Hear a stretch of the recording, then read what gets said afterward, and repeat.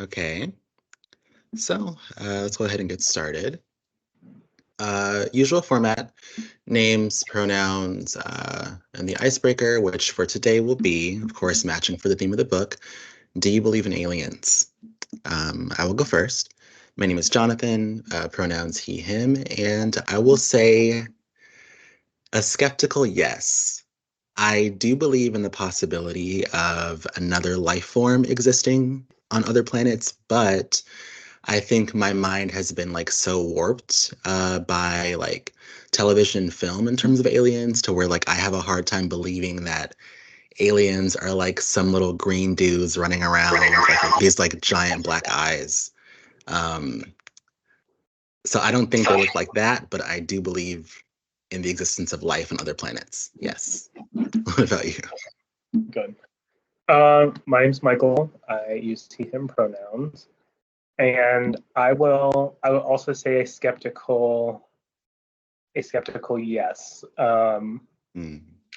I definitely like I want to believe that like with the vastness of the universe that we are not the only planet with living things on it. So I don't know what aliens may look like. Like maybe they're just like little worms on a planet far away, but I believe that there's something out there somewhere. Not sure like how developed or like way far past us or not Mm. quite caught up to us it may be, but yes. Nice. Okay, so I will ask, what did you think of Light from Uncommon Stars by Rika Aoki? And ask that knowing it's a very loaded question, so if you have like several thoughts, share them all. Go ahead. Um, I liked it. There were, and I will say like the actual story, or like sort of the plot line. I enjoyed, and I do really enjoy the like fantastical sci-fi aspects whenever they're thrown in. I was a little surprised though because like reading the description and like trying to get a little bit more of what the book was ahead of time, I thought it was going to be a lot more like sci-fi, fantasy, demons and aliens than it Mm, really was, mhm, which was kind of nice. And jumping ahead of myself a little bit, but some of those things didn't play as big of a role as I thought they would. There were some parts that were a little bit. I don't want to say like disturbing, but there were definitely some pieces where I was like, I don't know that I would have like included them, or like maybe they were a little bit much mhm, for the book. But overall, no, I enjoyed it. I like Katrina's arc. I like the Satomi's arc. Um, all of the like fun things that happen. I did. I think we've talked about this in a couple other books, but the like part at the end where everything like magically wraps up and turns out to be perfect was a little. I mean, it was very satisfying, but at the same time, I wanted maybe a little bit more conflict or loose ends. I think it might have made for a very different feel after reading it. But those are my a bunch of somewhat disconnected general thoughts. But of course, curious to hear the same from you, Jonathan. What did you think of Light from Uncommon Stars? I will say I think overall surprised at how much I liked it. Like I've said in the past, I don't tend to like, or I shouldn't say not like, but I don't tend to gravitate towards sci-fi fantasy novels. I tend to stick to stories that are a bit more reality based. But this one I think did it pretty well. I mean, I agree with you that yes, there wasn't uh the themes of the fantasy and sci-fi elements were not super heavy, which I think for a sci-fi lover that might be an issue for you, but I think for someone kind of like testing out the waters of sci-fi, which I would probably consider myself to be, um a light sci-fi is appropriate for someone at that level. Um, and along with that thought, I will say that the one issue I had with the sci-fi and fantasy elements were that it didn't seem that there were any strict rules to the way that the fantasy elements worked. And I think that led to a little bit of inconsistencies for me when we were discussing Lan's backstory, Shizuka's backstory, because we had never really set up any rules for those characters and their different backgrounds. Yeah. Things felt a bit inconsistent and they were like constantly changing the rules, which I didn't like. But again, as someone who doesn't read much sci-fi, it wasn't a huge issue for me, where I think if you're someone who does read a lot, it would be a big issue for you. I Yeah. will agree, yes, that I do think there were certain moments in the story where I thought, okay, this is definitely a little egregious. We will definitely discuss that because that is probably my biggest issue with the story, especially Katrina's character. I think it was a lot. Yeah. To where I was teetering like, when is enough going to be enough? But we'll get there, so I won't go in detail. But Okay. yeah, and then it's funny that you mentioned the ending because when I read that, I was like, oh, Michael's gonna hate this. Oh, you already knew what I was gonna think. Okay. Now I know typically we go into like depth on each character. There are a lot of characters here, so I won't do Yeah. that this time. I'll just stick to our core three: Katrina, Lan, and Shizuka.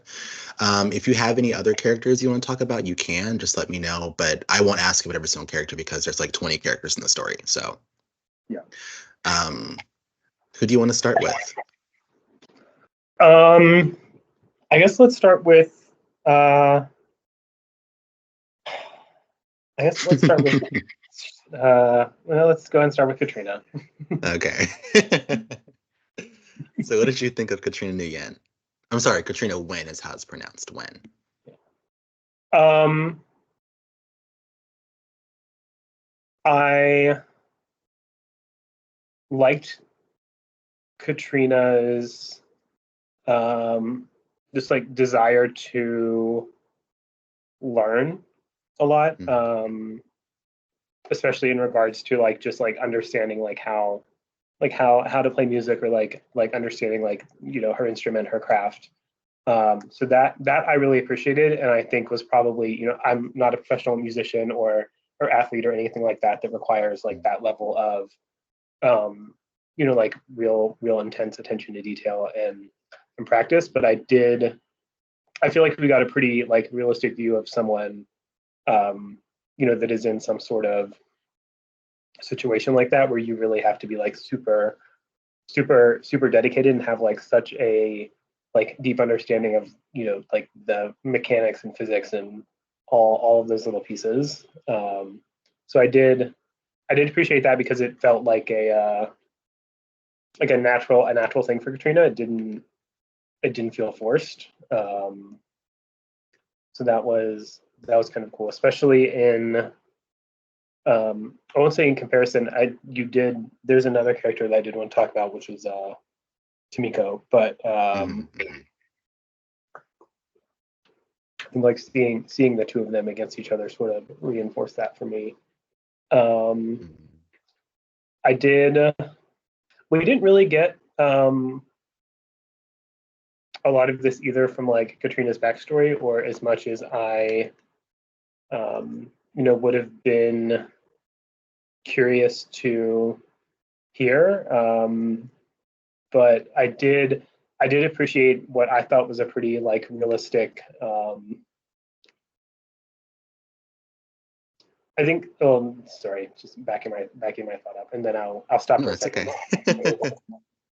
But I did, and this is not just specific to Katrina, but I'm not Asian American. I don't live in California, but uh, I did think the story did a pretty good job of like reminding us that whatever racial group, in this case Asian Americans, like are not a monolith, and like understanding all of Mhm, the nuances between different ethnic groups within that group was very cool, because we have like some real specific like Vietnamese, Cambodian, Japanese, um, Chinese, all of these little pieces. But in reference to Katrina in particular, I wanted to hear more about like her being a mixed race person yes, yes. of Mexican and Vietnamese, and it looks Yes. Cambodian, the other one. I was like, this is like a not. Yeah, Hmm. I don't want to say uncommon, but I feel like there was like a little bit more there or something that we could have really gotten. I don't think I picked up until I think I like caught it maybe earlier in the story and then didn't like think twice about it. And then until there was like one part at the end, I think, where they're like Astrid is like going to learn to cook Mexican food and Vietnamese food and all this stuff, and I was like, oh yeah, it's because of Katrina, because we said it like one time in the beginning and then not again until like the very end of the story. Hmm. Hmm. But those are some of my big initial thoughts. I of course have many many more, but Hmm. do you have any specific thoughts on like Katrina's relationship to her craft as an artist or her background? And there are like 9,000 other things, but um, I do want to talk about those while they're both like front of my mind. Hmm. Yeah, I mean, I will agree with everything you said. I think for me as well, I do wish we would have got a bit more insight into how her being mixed with both Latin and Asian descent, how that plays a part in her parents' perceptions of her being trans or her queerness, and also what that upbringing looked like. Considering that the mother is the Latin parent, so there she is the matriarch, and the father is the Asian parent, which is the patriarch, and that dynamic between them.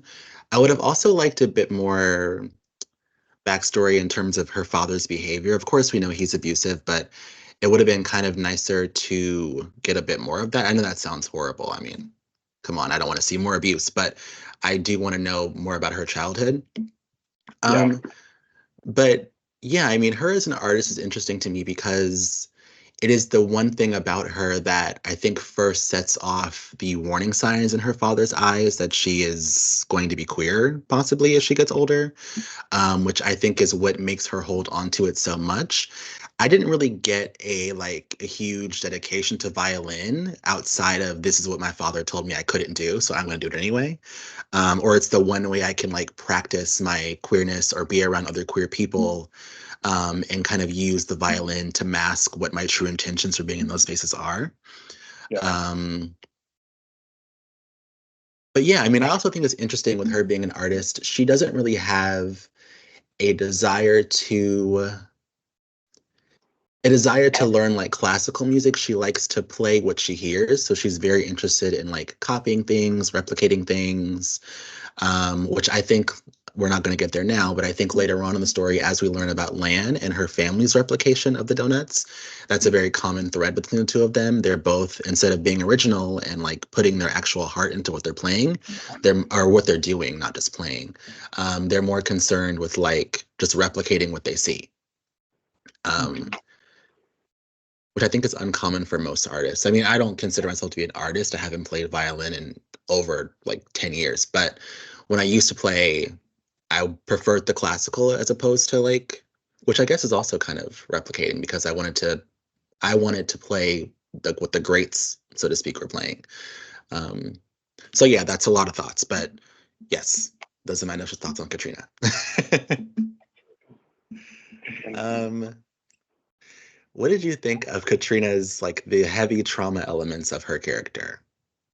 um, they really were a lot, and I Hmm. think we got like a few times where um, it really felt like there was some sort of like strong trauma response. And again, I'm not saying like every person has to have like a strong horrible response to traumatic things. Hmm. Hmm. And obviously, like running away is a really big deal. Moving in with a strange demon lady is like also kind of a big deal.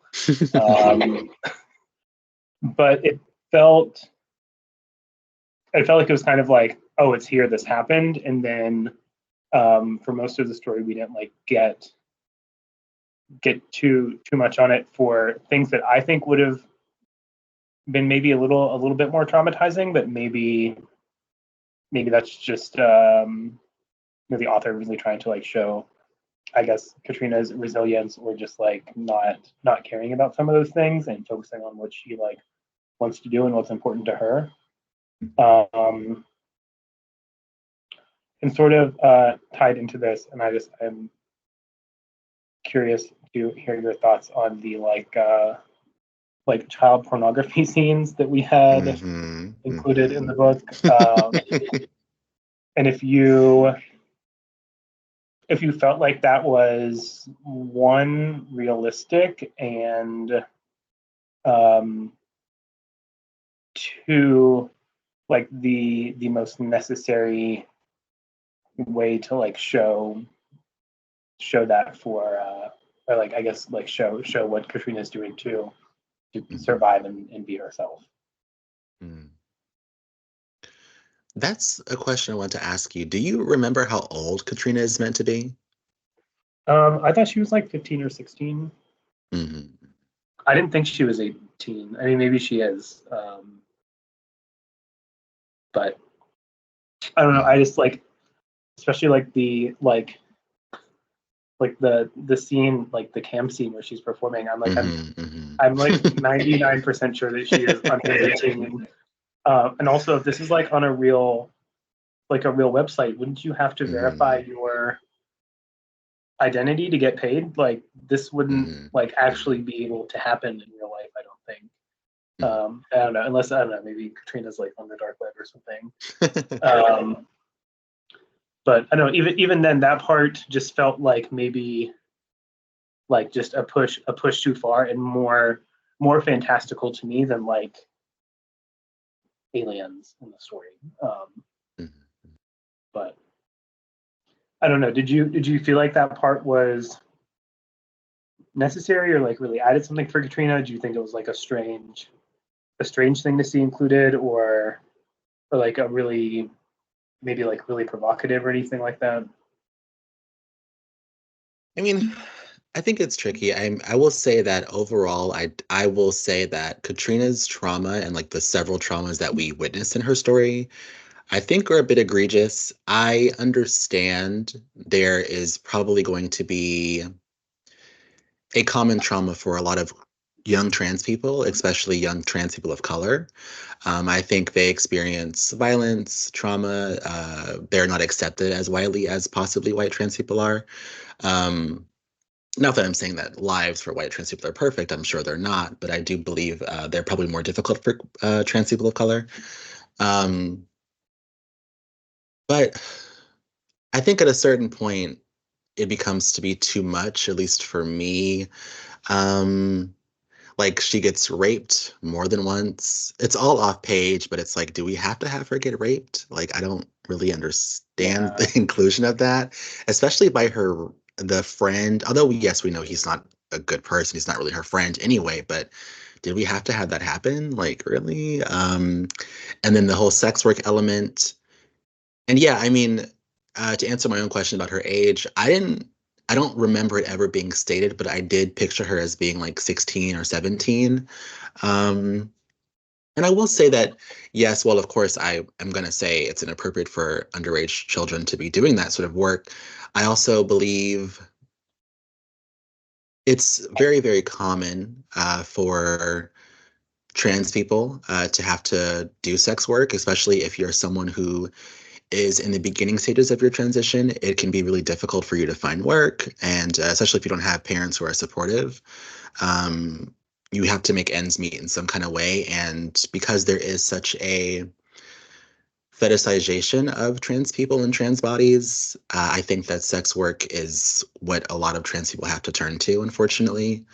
Um, like, for example, I guess my closest relationship to like a trans sex worker would be T.S. Madison. And like she always talks about how commonly she did sex work for like several years, even as young as a teenager, doing sex work. So I don't know if I'd say it's unrealistic, but on the other hand of that, I think that it's arguable whether or not this story is a YA story, a young adult fiction novel. And I think if we're going to go to the route and say that it is, I just don't know if that's the best message to send to young trans people that like, hey, if you don't have another way of making money, you should go ahead and go online and like, get into sex work. Um, so yeah, I won't say it's unrealistic to me, but I will say that it's inappropriate. I will say that. Yeah, I think the only thing that I I didn't think the sex work itself was unrealistic. I thought it happening on like a formalized internet platform was not realistic if Katrina's really a teenager. But no, yeah, no, I agree with a lot of what you're saying. Also, with Katrina's traumas, what disturbed me, I think, is that everything happens like back to back. And I was like, why is everything happening all at once? Why can't we maybe space some of the things out? Because first she runs away. First she gets beat by her father, then she runs away. Then she goes stay with a friend who was like a total jerk. And then he rapes her. And then she goes to different sex work meetings and they take advantage of her, don't pay her, brutalize her. And then she becomes homeless and gets her violin stolen. I was like, oh my God, like, when is it going to end? Yeah, and I don't know like what this was like in a very short period of time. All these things happened from like the first page of the story to her actually moving in with Shizuka. Felt in my mind it was like less than 2 weeks, but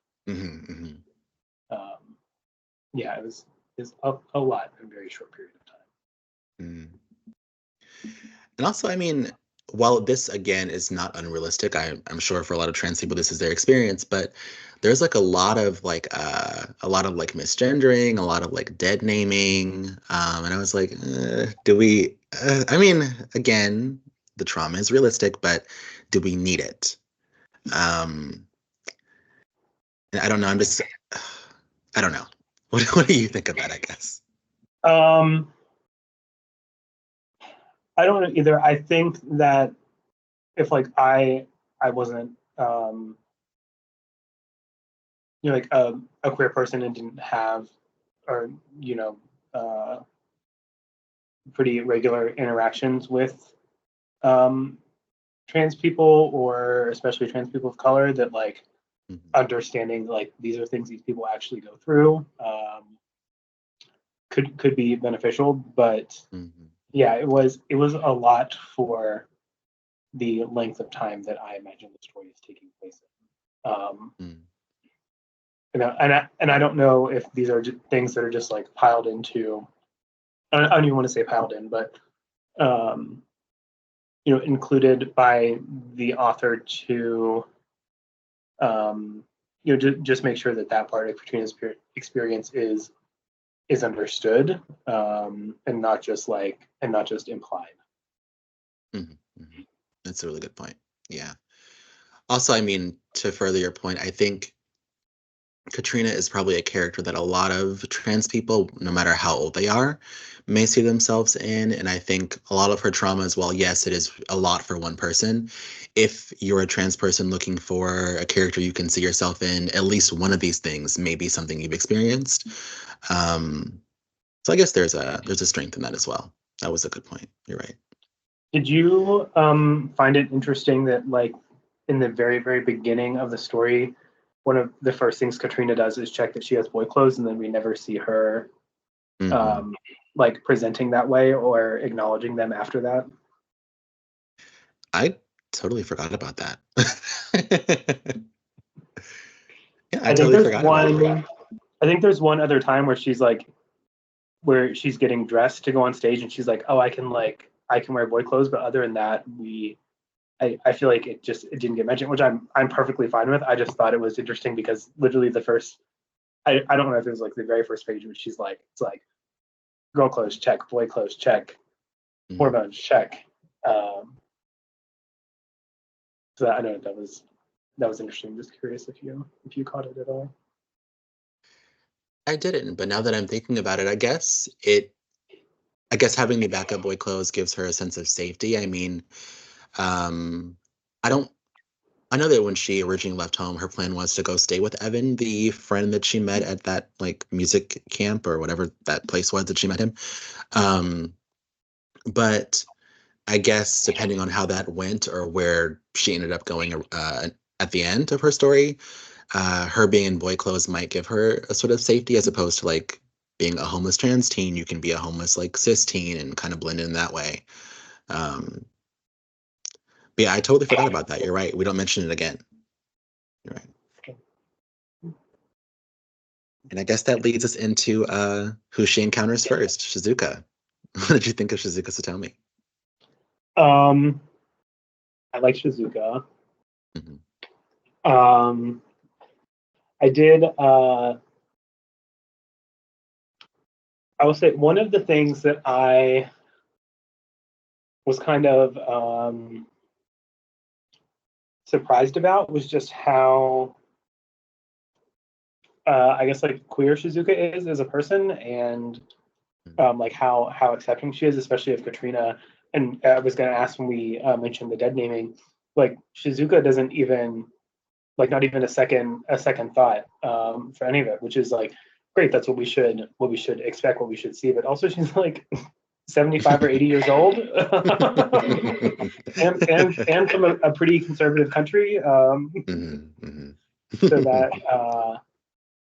that that I think was another one of like, again, it maybe I don't want to say like super fantastical, but I wish that I would have had a little bit more there to help understand like why like why is Shizuka like not you're not really like batting an eye at any of these things about Katrina.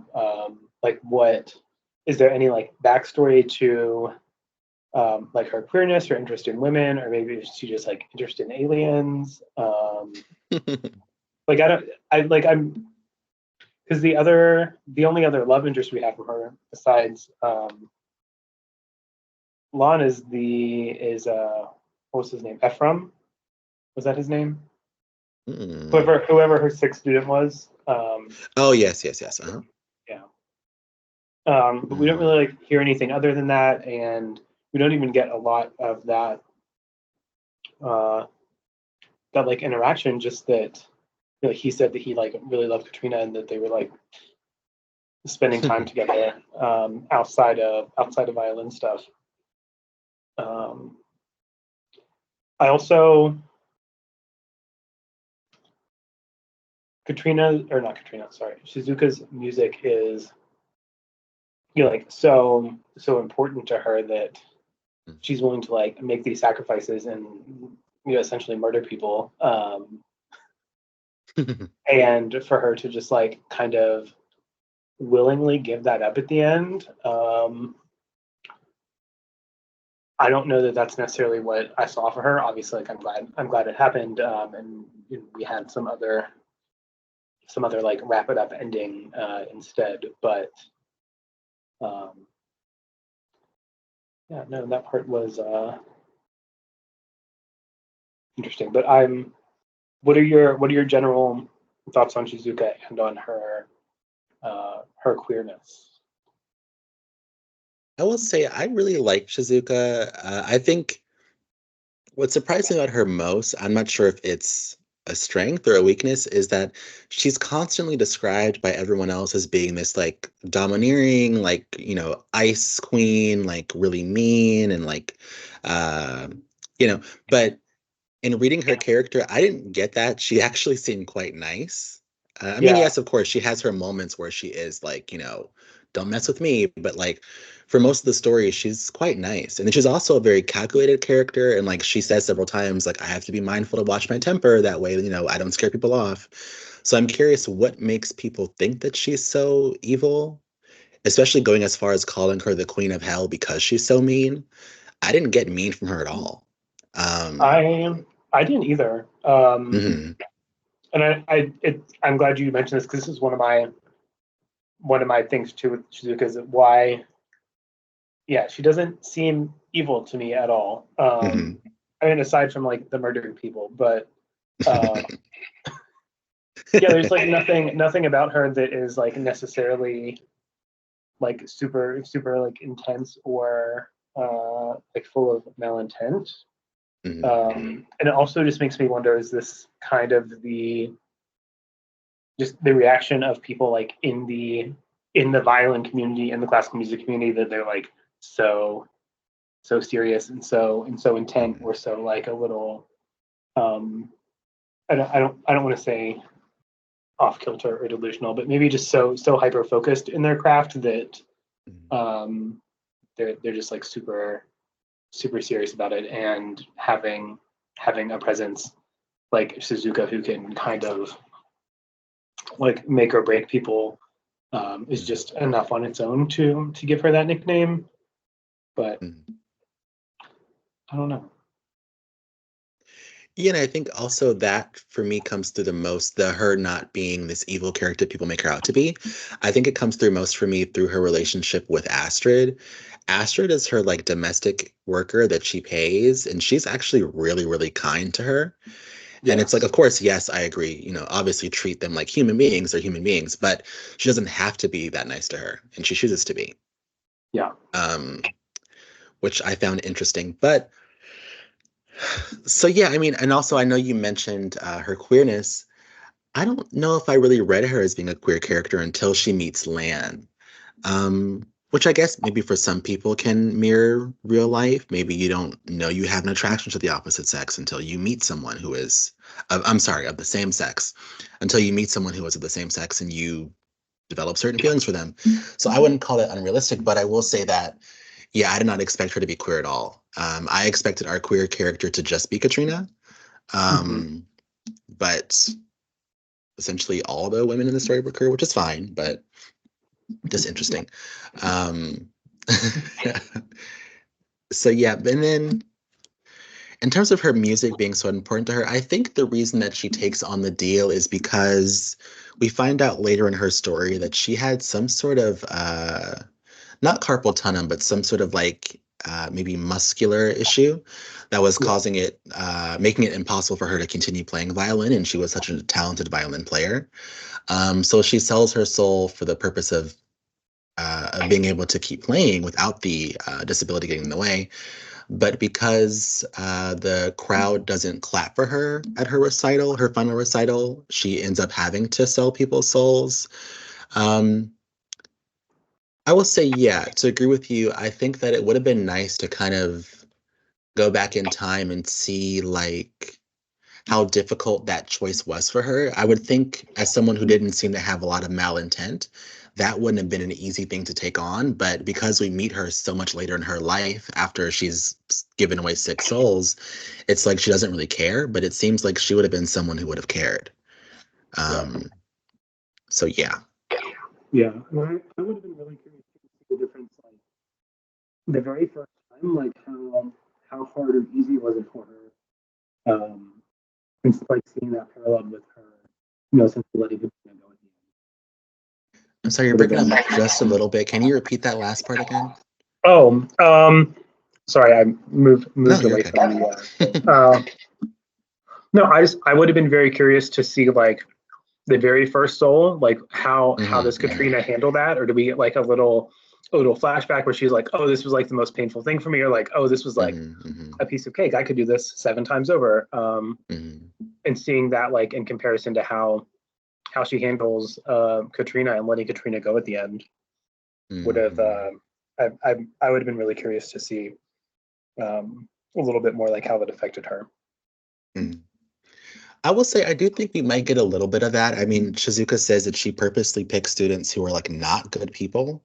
A lot of them are like rich, privileged. A lot of them believe they deserve fame for some like ordained reason. They're like destined to be famous. And I think what kind of causes that shift from her caring so much about Katrina is like a totally innocent, like kind-hearted person, which her previous students were not. Because she even says that like her previous students treated Astrid like crap because they're rich and they had their own servants and like they didn't treat them well. So why treat her well? And she would have to like force them to be kind to someone who's like working for them, like making all their meals. Um, so maybe that's what like makes the makes it all so easy for her. But I guess also because the other students were so desperate, it's like, well, I'm not making them do it. They want to do it. I'm just kind of providing, I'm like the middleman here, Mm, as opposed to like actually like making them sell their souls to hell. yeah, But that's yeah, fair. I would have liked a little bit of that. You're right. Yeah. Does Shizuka have magical powers? I don't- that again for me was one of those like we're not really setting up the rules here well enough because it doesn't appear to me that she does, but we know that like making her upset, she will kill you. Like she kills the be like uh really like gosh, what do you call it? I guess snobby violin repair person. She kills him just because he told her no. Yeah. Um, but it's like there are Well, other we don't times. we don't explicitly see her kill him. We just know that he dies the next Mhm, day, right? mhm. But did she actually do that? Was that a coincidence? I don't. That's like one of those unanswered things of where yes, I agree with you. I would have loved to have had some rules like, Katrina like sits at home and like, not Katrina, sorry. Suzuka sits at home and like, I don't know, like makes a potion or like conjures something to like go after this person, but we don't get that. We see like a scene where she's unhappy and then just a bad consequence. Mhm, mhm. But, Yeah, that was because I mean there are other moments where I think she could have used her powers if she has powers, could have used her powers but chose not to. So I'm assuming she doesn't have powers. I'm thinking maybe she communicates with like Tremon, like, "Hey, take care of this person for me," and then he does. Um, I don't know. That would have been great to kind of figure out. there were several parts in the story where I swear that it said she was like like doing mind control, and I think there was a part Mm. with Lon where it says that she was like controlling Lon, maybe. Yes, yeah, you're right. But You're right. I'm like, if that's the case, why not just like mind control Katrina into, or was Katrina under mind control the whole time? Is Astrid under mind control all the time? Mm. Um, I was not really clear on that, and I was that especially towards the end. I was like, I wonder has Katrina just been like doing all this stuff because she's like under Shizuka's like mind control influence. Like same for Astrid. Astrid is like a very like talented musician, right? And Mhm, obviously like mhm. a highly skilled chef. Like how good is her deal with Shizuka that she's like just in the house serving her all the time? Yeah, that's a good point because I was thinking that too. Like, why is Astrid just okay with this? Because she knows what Shizuka is doing, and she's Yeah, like, "Okay, that's fine." yeah. Yeah, good point. And I guess that leads us into Lan. What did you think of Lan? Um, I, I like I like her and her family and the whole like sci-fi alien element thrown in there. Um, she's very protective of her family, which I Mhm, appreciate. mhm, mhm, And that is pretty clearly like the driving reason behind everything that she does. Um, I don't I don't say I don't understand why she's part of the story. Like I think I do, but I'm the whole time I was curious. Like, could we essentially have the same story without Lan in it? mhm, mhm. But yeah, I don't know. And like similar question on her as as I had on Suzuka. Like, she obviously was married before to like a military general, which just has all Mhm. sorts of like associated stereotypes for a man, and for her to like fall in love with Shizuka, the violin teacher. It feels so like I don't know, like such a leap, and I would have loved to have understood more like what is attracting her to this person, Mm. especially because she herself is very logical, like follow orders, like military mindset almost, all and ultimately like focused on her mission and survival for her family, uh, and engaging with Shizuka in any form does not seem to be like very productive or in line with that at times. It actually feels very risky, um, especially like she essentially like straight up tells Shizuka that she's an alien. Yeah. Like from what I understand, like that has not happened the whole time they've been here, has it? Like, does anyone know other than Shizuka and I guess Katrina and Astrid? No, no one else knows. Yeah. So that was I again like not unbelievable, but I wanted more to understand why that happened. Mm. Um, and you made a comment earlier that I hadn't really thought about, sort of like a parallel between Katrina and Lane, that they both really are just like replicating Mm. other people's good things all the time. Mm. But I don't know that I have more thoughts on that. It's still marinating a little bit, um, but that was a good note that I didn't catch. And trying to think if it's like anywhere outside of the just the donuts. But Mm. what are your general thoughts on her? Mm. Well, I will say first that the replicator that ties, I guess, it ties to a lot more than just the story, and I want to get there at the end because it's a note I have from the author, a quote from her actually. But I will say that Lan I really, really liked. I don't tend to like stories where it's like, I guess you call it fish out of water trope, where it's like, here's this character that has no clue how this world works, and we're gonna like watch her navigate it, and like, she's gonna make little quirky mistakes. And I don't tend to like that, but this one did it in a way I liked. I mean, I didn't find Lan's like innocence to be annoying. I thought it was actually quite sweet. I did think it was interesting, like to have such an innocent character be coupled with a character who literally has to deal with hell. Um, I thought that was interesting. Um, I did like her protectiveness of her family. I also really enjoyed the the parallels between both Shizuka and Katrina's family life not being great, both actually being from abusive homes, and then having Lan be this like, amazing mother to her children. One of them, I guess that's a bit arguable, but to majority of her children, she's actually a really good mother. I like that. I think that in this story, it's if we're only left with Shizuka and Katrina, it's easy to be like, oh wow, like no queer characters can have like great families. And I think Lan is the opposite of that. Like she's a queer character that has a really great family who's also very supportive of her being queer, whereas like Shizuka and Katrina's family were not, or at least Katrina's wasn't. I don't think we know about Shizuka's feelings, her family's feelings about it. But yeah, but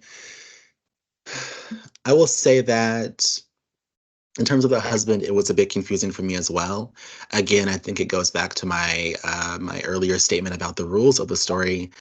I'm curious what I guess yes, we know that I'm sorry, not Katrina. Lan left her husband and her home because he is a part of he's fighting the what do they call it? The something empire? Galactic Empire, I think it's called. I think so. Um, so they had to flee because of that. Essentially, it's like a war, so they fled for war. Um, but I'm curious.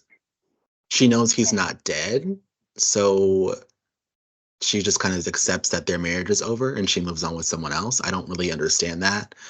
It would have been Yeah, kind of that nice actually was to. one of my next questions. Like, Mhm. are they still married? Is he gonna like pop up in a spaceship, or like come through the Stargate? That's what I was thinking. I was like, is he gonna come at the end and like ruin everything? I hope not, but Yeah. he didn't, so I guess that's good. But yeah, I was definitely curious about that. Or I was also thinking maybe he would have been dead and like she just didn't tell anyone. Um, but no, we know he's alive. Um, so yeah. Um, what was I gonna say next after that? Uh, I was curious, did you ever pick up on the reason as to like why Lan and her family chose to be an Asian family as opposed to anything else? We know they don't have like, ethnic backgrounds the way that humans do. So like they're like these purple beings. Why did they pick an Asian family? I wasn't too sure about that either. Um, and I did notice um, I forget the aunt's name. I know it's not Francesca, but it's something similar. Floresta. Floresta, thank you. Mhm. But there is a part where it talks about them like coming to Earth, and that the ant is slowly making them all like adapt to Earth culture. Mhm. and I thought maybe that was part of it. Like maybe the aunt just like, oh, we're gonna go to this spot, and this is like what a lot of the people like look like, or like a category they all fall into. But yeah, I'm not. I don't know that I got a good reason from the story for Mm. why they had to be um, an Asian family. I guess I'm thinking about it. We know that she picks the Stargate donut shop on purpose because she can put her Stargate, her spaceship, on top and have it not be out of place. Um, and I guess considering that donut shops at least seem to be primarily owned by Asian families, I guess that's probably why. Especially considering that the previous family, their name was it Pham Luang, I believe their name were, the husband and wife couple who owned it previously. They were also Asian. So I guess she felt they would probably trust in their Asian family. I don't know, but I guess it's a small thing. Um, and that leads me into one of my questions. What do you think of the author's decision to focus so heavily on music and food as two of the main themes in the story? Considering that, like, as readers, of course, we can't see or taste I'm sorry, hear or taste either one of those things. Um, Actually, I appreciate it, and I did. I had a food was one of my questions, and I did like in some of the other just like reviewing like a few outside things. There were always comments about how it is so like so prevalent in the story.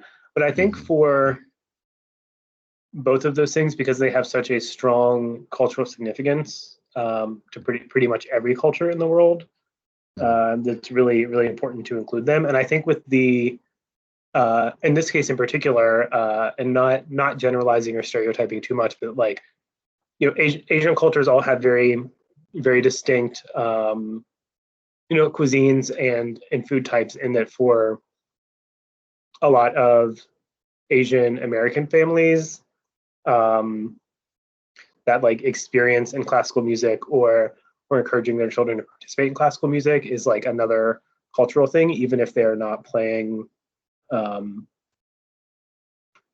music that is like in line with their original ethnic culture. Like even if they're not playing East Asian, South Asian music, um, that always seems to be kind of a trope or stereotype. So I don't know if that is a big part of why they're included, or maybe if that's a big part of why the author chose to make all of the main characters Asian American. But in my in my mind, that was just sort of the like connection or anchor that I made with um, both of those things. But did you have any other thoughts or connections on those two, or like see anything, maybe like any external resources that had um, notes on either of them? I mean, I will say the focus on music and food definitely strengthened this story. I think it's oftentimes a toss-up when an author chooses to do that. I mean, I read a book a few months back, I think in like December or November of last year, that was also heavily surrounding food. And that story did it very poorly, in my opinion. This story does it well because even though, of course, yes, we can't taste the food or hear the music, we're focusing heavily on the way the food is prepared, how much love is going into it, the way the food and even the smell of the food makes you feel. And I think, of course, while I've never had duck prepared the way that, or duck period, but especially prepared the way that Shizuka likes to have it prepared, I can relate to the way other foods make me feel. And I can put myself in Shizuka's shoes based on how she describes her feeling and her connection to that food. And then with the music, I think that's a bit different because while yes, I can't hear Katrina playing it, there are obviously these are real songs that I can hear online somewhere else. So it can kind of put me in Katrina's shoes as well there. And then even with the music, we're focusing heavily on the way the music relates to how Katrina feels. And I think that establishes another connection. I mean, even though I don't listen to a lot of classical music, I think we all have emotional connections to some kind of music, whether it's classical or whatever it is.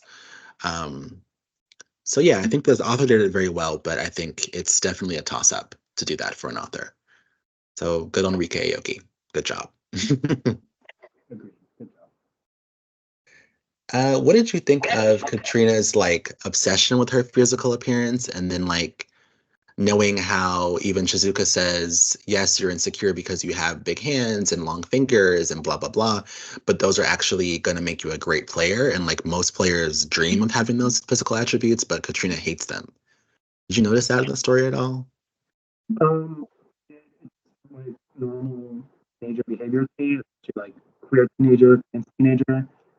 Hmm. Um, that is I don't know, that is a big part. You know, Katrina is still developing in many ways, especially physically, um, who she is as a person. Hmm. So having all of those like comments or um, notes, especially like notes that are a real struggle with her appearance, felt pretty normal to me and felt like what I would expect.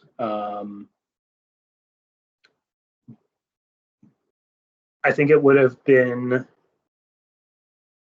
felt nice to have some sort of resolution if Kakuta was like, oh, like I get it, like this is a gift, like I'm learning to embrace a little bit more, but I don't know that we explicitly get that um, at any point in the story. But Hmm. Hmm. were there any particular scenes with Katrina and her like appearance or like outward presentation that really stood out to you in the story? I think I don't know about particular scenes, but I think as an overall theme, her obsession over her physical appearance sticks out a lot because, like, yes, Shizuka says it'll strengthen your playing because when you're playing violin, you want to have like bigger hands so you can reach all the notes. You want to have long, skinny fingers. But on the offhand of that, I think if you're a trans person who has experienced a lot of like violence or discrimination, and who everyone around her like essentially all agrees that like yes, you do not look, as feminine as some trans people do. um I can understand that hate for her, but I would have liked towards the end of her story for her to kind of embrace those attributes of herself, because we know that of course yes, you can't just like change the shape of your hands, like that's kind of what you have. um but we don't get that. But I would have liked that at the end for her to realize, oh, these are actually great things that I have super long fingers. Yeah, um and that, I guess, brings it to my next question. There is the moment in the book, of course, where Katrina decides that she's going to sell her soul over to hell with Shizuka's help. Um, but even at that moment, she didn't have any desire. Like Shizuka's like, okay, what do you want in return? She's like, I don't know. I thought that was so odd. Um, to be like so ready to like sell your soul, but you don't even know what you want. yeah. Like, did that stick out to you at all? Um, it did. I guess it wasn't the strangest thing in the story, so I was like, okay, sure. I guess this is what's happening. Um, no, it was bizarre, and I did think that um, there would be something Katrina like really wants for herself or envisions for herself, but maybe if she's still figuring that out, that she just genuinely like maybe that's a reflection of her not knowing like who she is fully or like what she wants out of life or how to approach that, and that's why she's just kind of like nonchalant, like, oh, maybe this will be my like defining thing now. Mm. So that was like a little bit of a thought in the back of my head, but like number one thought was like this is a little silly Yeah. for me. But I think to go back to our previous question with her physical appearance, I was assuming she was going to like wish to have her physical appearance change to like whatever she considered to be beautiful. But even when Shizuka offers her that, and then when Shirley later on, Shirley being Lan's daughter, offers to like, hey, I can change you into like looking how you want to look. Both times she's like, no, I'm okay. I'm like, really? that's such a big area of insecurity for you, and you have the chance to change it both through selling your soul and not selling your soul, and you say Yeah, no. yeah, Okay, I guess. yeah, and that's sort of like another one. Like this is, and this was one of my notes that I was curious about. Like this thing with Shirley, where she essentially can like literally change the physical Mhm. world around her. Like why in the replicator? Why are they replicating donuts and not replicating, I don't know, like Mm, money or whatever else? Like mhm. they actually don't have to sell a single donut, do they? There's like they could get by with like selling one donut a day and be perfectly fine. And they're so serious about making good donuts and selling them, and I don't understand why. Um, yeah, and like the whole thing with Shirley, like why are any of them like participating in life as normal citizens when they absolutely do not have to? Mhm. They like literally like that part I didn't understand. But That's a really good point. I didn't consider that, but you're right. Lan is so focused on like selling donuts and like how many people come in, how many people enjoy their donuts, becoming like a popular donut shop in the area. But it's like the donut shop is just your cover. You don't really, it doesn't really matter what people think. yeah, Because you're not looking to be some famous baker. You're just, it's a cover for you. yeah. I didn't think about that. That's a really good point. And I was curious, there's a scene where I guess Shizuka and Lan have their big fight that leads to them kind of, I guess, breaking up for a little bit. Where Lan calls music stupid. And that like really, really upsets Shizuka. Did you ever pick up on like why Shizuka views music as such an important extension of herself? Because it's like once Lan calls music stupid, Shizuka is like, oh, you're calling me stupid too. Did you pick up on that at all? Um, I think I picked up on the importance to Shizuka. I don't know that I Mhm. really gave a lot of consideration into like why music is her craft, or like why she would have such a strong reaction to Lan saying that. Um,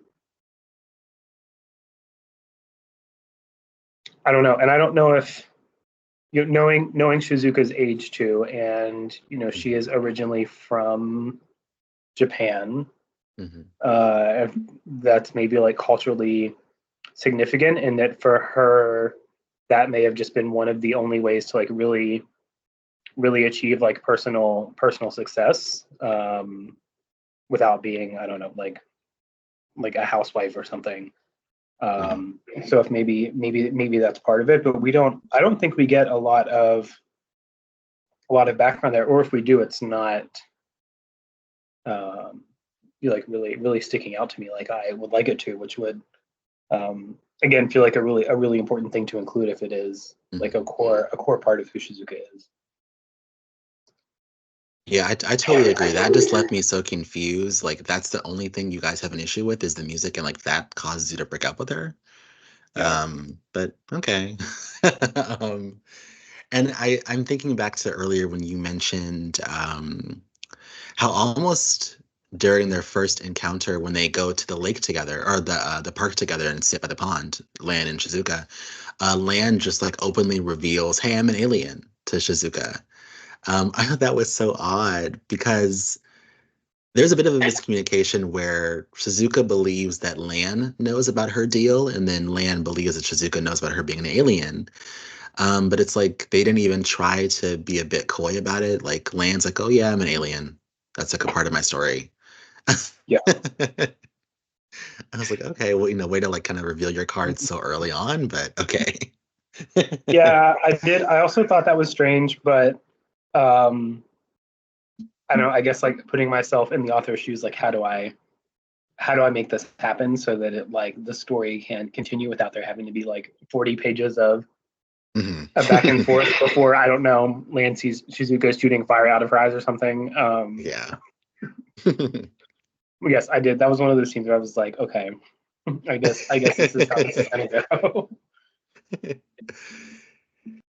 And then I was curious, do you notice any parallels between like Lan and her backstory being from a country where, or not country, but a planet where there's ongoing war, fearing for her safety, taking her children with her, leaving her husband behind.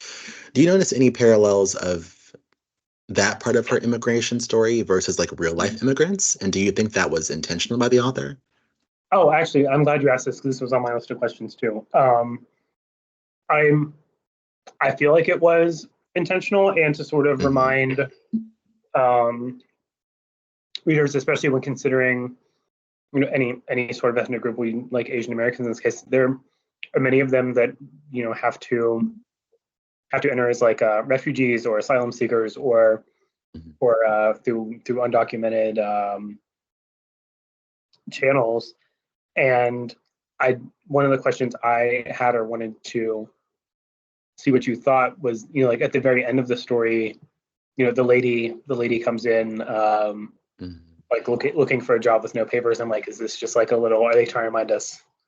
That essentially like Land was in the same boat at the beginning. When she first came to um, Stargate Donuts.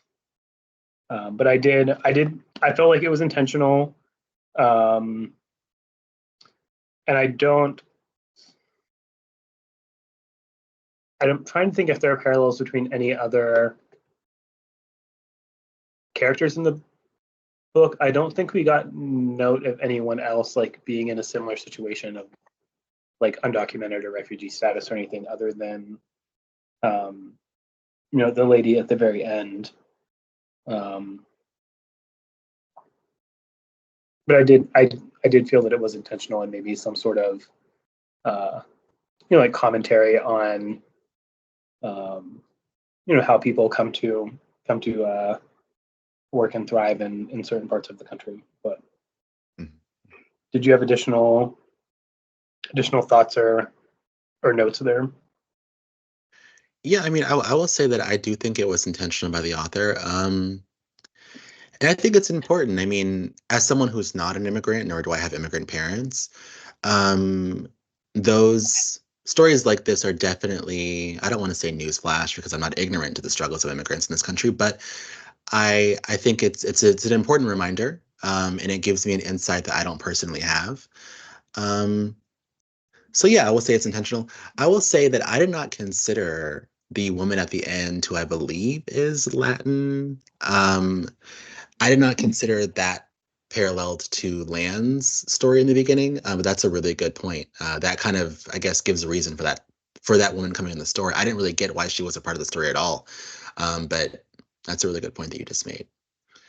Um, and yeah, there was something else I was going to say. Forgot what it was about immigrants. I'm sure it'll come back to me.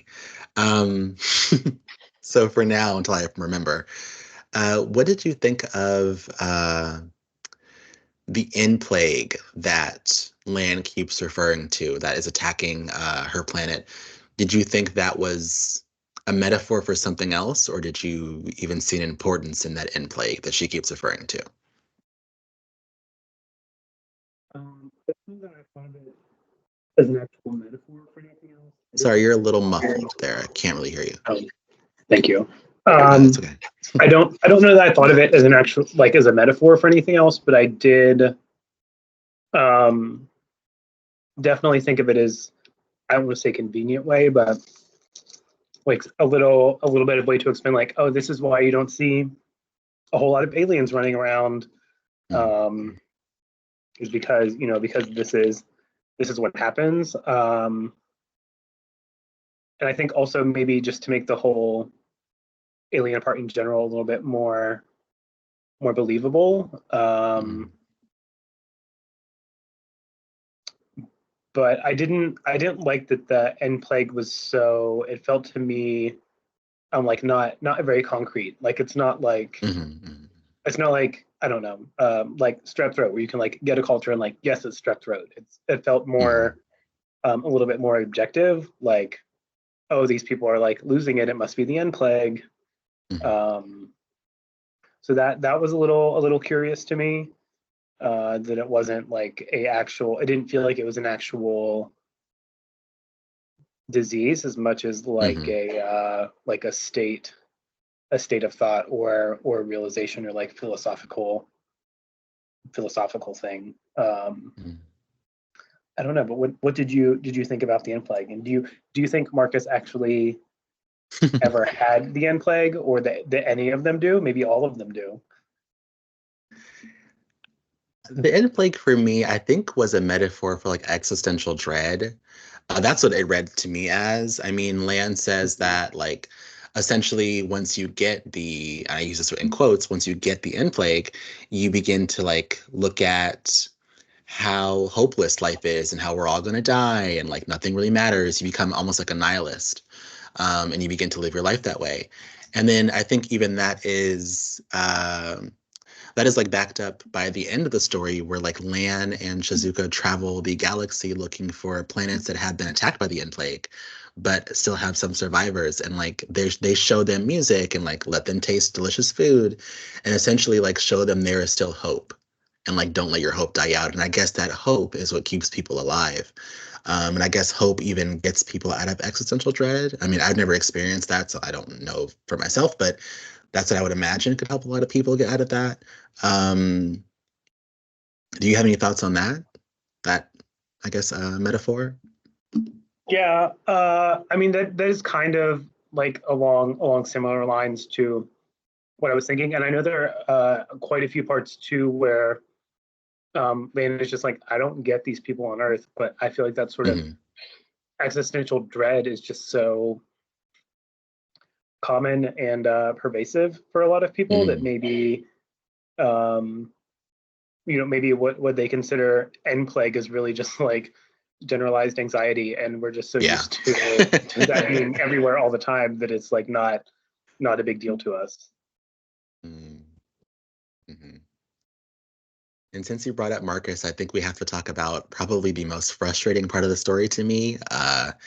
What did you think of Marcus, Land's son, killing Arlene and Finn, the two teens? Uh, Yeah. it was it's well, one, it's very layered and complex because in Hmm. like none of this would have happened without, was it Shirley or Edwin, I Wendy? believe. Oh, Wendy, you're Who right. Yes, Wendy. Oh, so it was not Shirley, it was Wendy, but still, Hmm. Hmm. like, so like another one of Lon's kids like essentially enables this because of, I don't want to say like being unchecked, but kind of like having free reign and maybe being um a little propped up Hmm. because it felt like she was really celebrated in ways that some of the other kids were not. Because there is a part where what is talking about, she's like, well, like Edwin is really good at making donuts, and I think that's all he can do. But like Wendy, on the other hand, can be whatever commander of the Starfleet, and she's like the smartest person in the universe. Hmm. So it feels like maybe Wendy is maybe a little aware of that. And she's like, oh, I can just like do whatever, like I can figure all these things out. Um, and that she's just like honestly really, really naive and not understanding what she's doing. Um, yeah, and then like Marcus not even seeing the right things. Uh, just oh yeah, it was all very, very frustrating. Um, and not saying that I wanted like any characters to die off because there were a lot of them though. Yeah, I don't know because we don't really get. I didn't feel that Marcus really, for me at least in the story, served a really strong purpose leading up to that, and then um, I think this is one of the very few like outright acts of like we don't see. I don't think we see anyone actually get killed except for in this scene. Like we know a lot of people are Hmm. dying, but Hmm. this is the only scene where someone is like shot and killed right in front of us in the book. So that was a little like I didn't love that. Yeah. And then like what happens with Marcus after that? He just like is stuck in the ball for all eternity. Yes. And they just like clean up after him. Like there's no Hmm. there's no punishment or anything. He just like kills these people. They're like, okay, like go to timeout. We'll clean up for you, and that's it. That's like it's over and done. I don't understand. It feels like much more of a punishment for Wendy than for anyone else. Mm.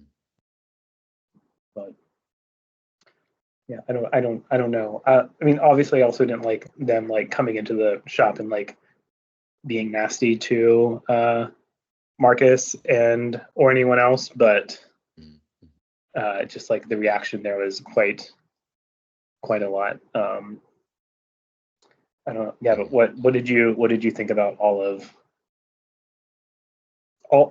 that scene and all of the stuff that led up to it, or sort of like enabled that chain of events? Yeah, that for me was so annoying. I mean, I think to connect it to like our reality, our life, we see oftentimes a lot of young women being murdered just because of like misogynists who like decide they like them and like, oh, you don't like me back. I'm gonna go ahead and kill you now because you don't like me back. Um, and that's like what that read to me. It's like, what was his reasoning for killing Arlene? Okay, yes, her boyfriend was a jerk. Maybe you want to kill him, sure. I'm not gonna fight for his life. But with Arlene, why her? Just because she didn't like you back? I thought that was just such a strange thing to do, considering this story is so heavily focused on like women and like empowering women and like them taking control of their own lives, especially from the abuse they've suffered from men. And then we have a female character who just gets killed by a man and like, that's it. And like there's no justice, and they like erase her body so her family will never know what happened to her. She's just going to be presumed dead, which I hated. Also, I think, again, to my point in the very beginning, if we are going to consider this to be a YA story, what message is that sending for either young boys that are reading this story or young women who may be experiencing this kind of treatment from men around them? Like, what is it saying to them? Like you're gonna die and no one's gonna care, or like and nothing's gonna happen, or that you can go ahead and kill women and that's okay. It's not okay for Marcus to do it, obviously, but there's no punishment for you outside of like a prolonged timeout. Like, Yeah. really? But yeah, I was like, what was the point of that? I just didn't really get it. No, I didn't get it either, and I also was like very frustrated by the just no resolution Hmm. for their families, and then just like zap zap, everything's gone, everyone's Hmm. minds are erased, no one will know what happened. Hmm. It's just, yeah, very very frustrating. And also, I think like after that, Land's original plan is to just kind of send Marcus back to their home planet. Just like, yeah, he can die with this fob, that's fine. I'm like, you don't care if your son gets killed in an like what? I don't know. But yeah, yeah, Oh. yeah. I was like, oh God, we could have left that whole thing out for me and it would have been a great story, but whatever. Yeah, Uh, agreed. which takes me to Shirley. Like, what do you think of what do you think caused the shift for Shirley to, I guess, stop being this like computerized figure and like to become more human and have like human emotions? What do you think caused that shift in her?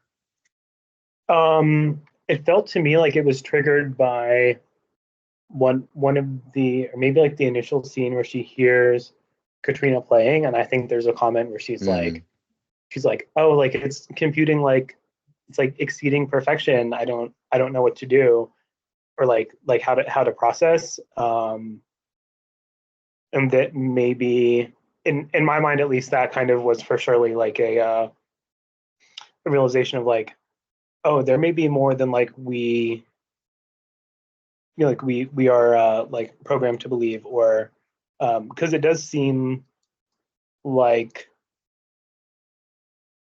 they're not exposed to a lot of what we would, I guess, what we would call like culture, like mhm, mhm, arts and media, and those sort of things. And there's several times where they make comments like, oh, like I don't get why everyone's like talking about these things, or why they spend so much time communicating about those things. And that maybe that was just like a little bit of a break from logic for Shirley, that sort of like triggered her, or I guess like corrupted her code, would be the correct technical technical term here, Mm. to like pull her in that direction. Um, yeah, I don't know. What do you think about it, and about Shirley in general, and the whole backstory of her being like a resurrected baby turned into a computer? I mean, I would say I like Shirley a lot. I found her to be very endearing, very sweet, almost like her mother, Lan. A lot of those same like emotions and like motivations. Just a super innocent character. Um, and I think what caused the shift from her being this like solely like computerized being to being a bit more human is, I think you're right, the playing of music, because she begins to cry like real tears. And then she even thinks like, oh, my mother must have programmed me to do this. And then she finds out, no, actually, I can't cry. Like this is a real thing I'm doing. Um, yeah, I think there's that. And also I think Shirley says several times it's not about the body, it's about who inhabits the body. And then it kind of makes me think, is the author maybe trying to say, like, we're not, as humans, we're not defined by our bodies, but like who we are and our emotions, that's what makes us human, not us being born in a physical human body. Um, so yeah, that was interesting to me. And it's interesting that you brought up her being resurrected from a baby, because as I read that part, I kept thinking of Monstrilio and like that parallel, how like these are both stories about two women who made these like non-human sentient beings from pieces of their dead child. Um, and of course, I guess obviously both stories end differently and have different outcomes from doing that. But I thought that was interesting. Were you I reminded did of too. Monstrilio at all? I was actually. So it's funny to hear you say that. Um, Even though it is like, a very different. Shirley was like literally an infant. Was she stillborn or? Mm, it seemed like she was alive, but very, very shortly. Okay. Mm, Versus where in Monstrilio he was like actually there was a lot more background and history there, mhm, between mhm. like mother and child. I did sort of pick up on that same, um, that same like theme or device where they were like creating something from the kids, and I was like, oh, I just saw this last month. Yeah. Yeah. I was like, is Shirley gonna eat people too or what? But thank God she did not. Yeah. Um, what did you think? I guess we're gonna skip a little bit towards the end here. What did you think of Shizuka deciding at the end that she doesn't want to sacrifice Katrina's soul, but that she actually wants to sacrifice herself instead? What did you think of that? um, I had some complicated thoughts and Hmm. feelings on Hmm. it. I like at first didn't really want to believe it or buy it. Um, and I honestly think for the most part I didn't. There's maybe like one little like scene or monologue from Suzuka where she's like, um, like Katrina really like, I guess, like presents her music or like shares it in a way that is like really special, and that is like a way of me like continuing to live on or something. That's not exactly what she says, but like it felt like it was Hmm. something similar to that she was saying, and I was like, I guess I get that, fine. But I don't know, I just was not very sold by it. I did like, the whole time I was like, I wanted to see Shizuka like come back to, I guess like come back to her greatness, or like, like erupt out of the ground in a shower of flames, and like, I don't know, like playing some crazy violin song. But we didn't quite get that. But I don't know, it felt like such a, I don't want to say letdown, because I think it was a good like transition for her, but such a short period of time from like the beginning of the story to this thing with Suzuka and Katrina. Um,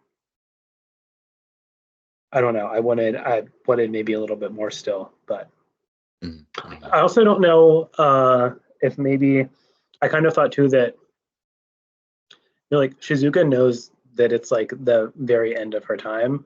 Like, has she Mm-hmm. already sort of like given up and resigned a little bit, and she like maybe was planning to do this anyway, but just wanted like a really like different experience. Like maybe was she playing some sort of like long game with Tremond, and she was like, oh, just wait till the seventh one, then like I'm gonna wait till you see what I do.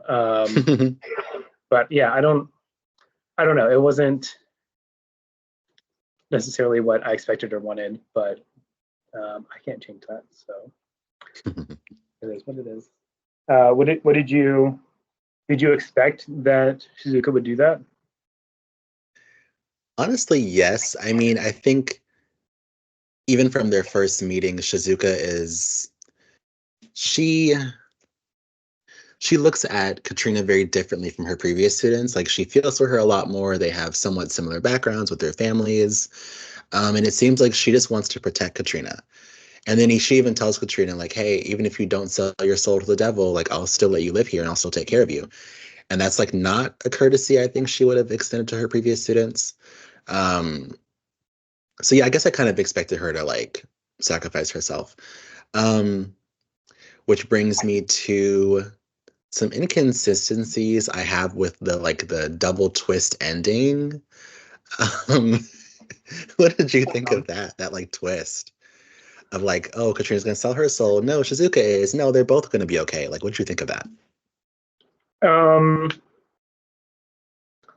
I'll say I wasn't expecting it. Hmm.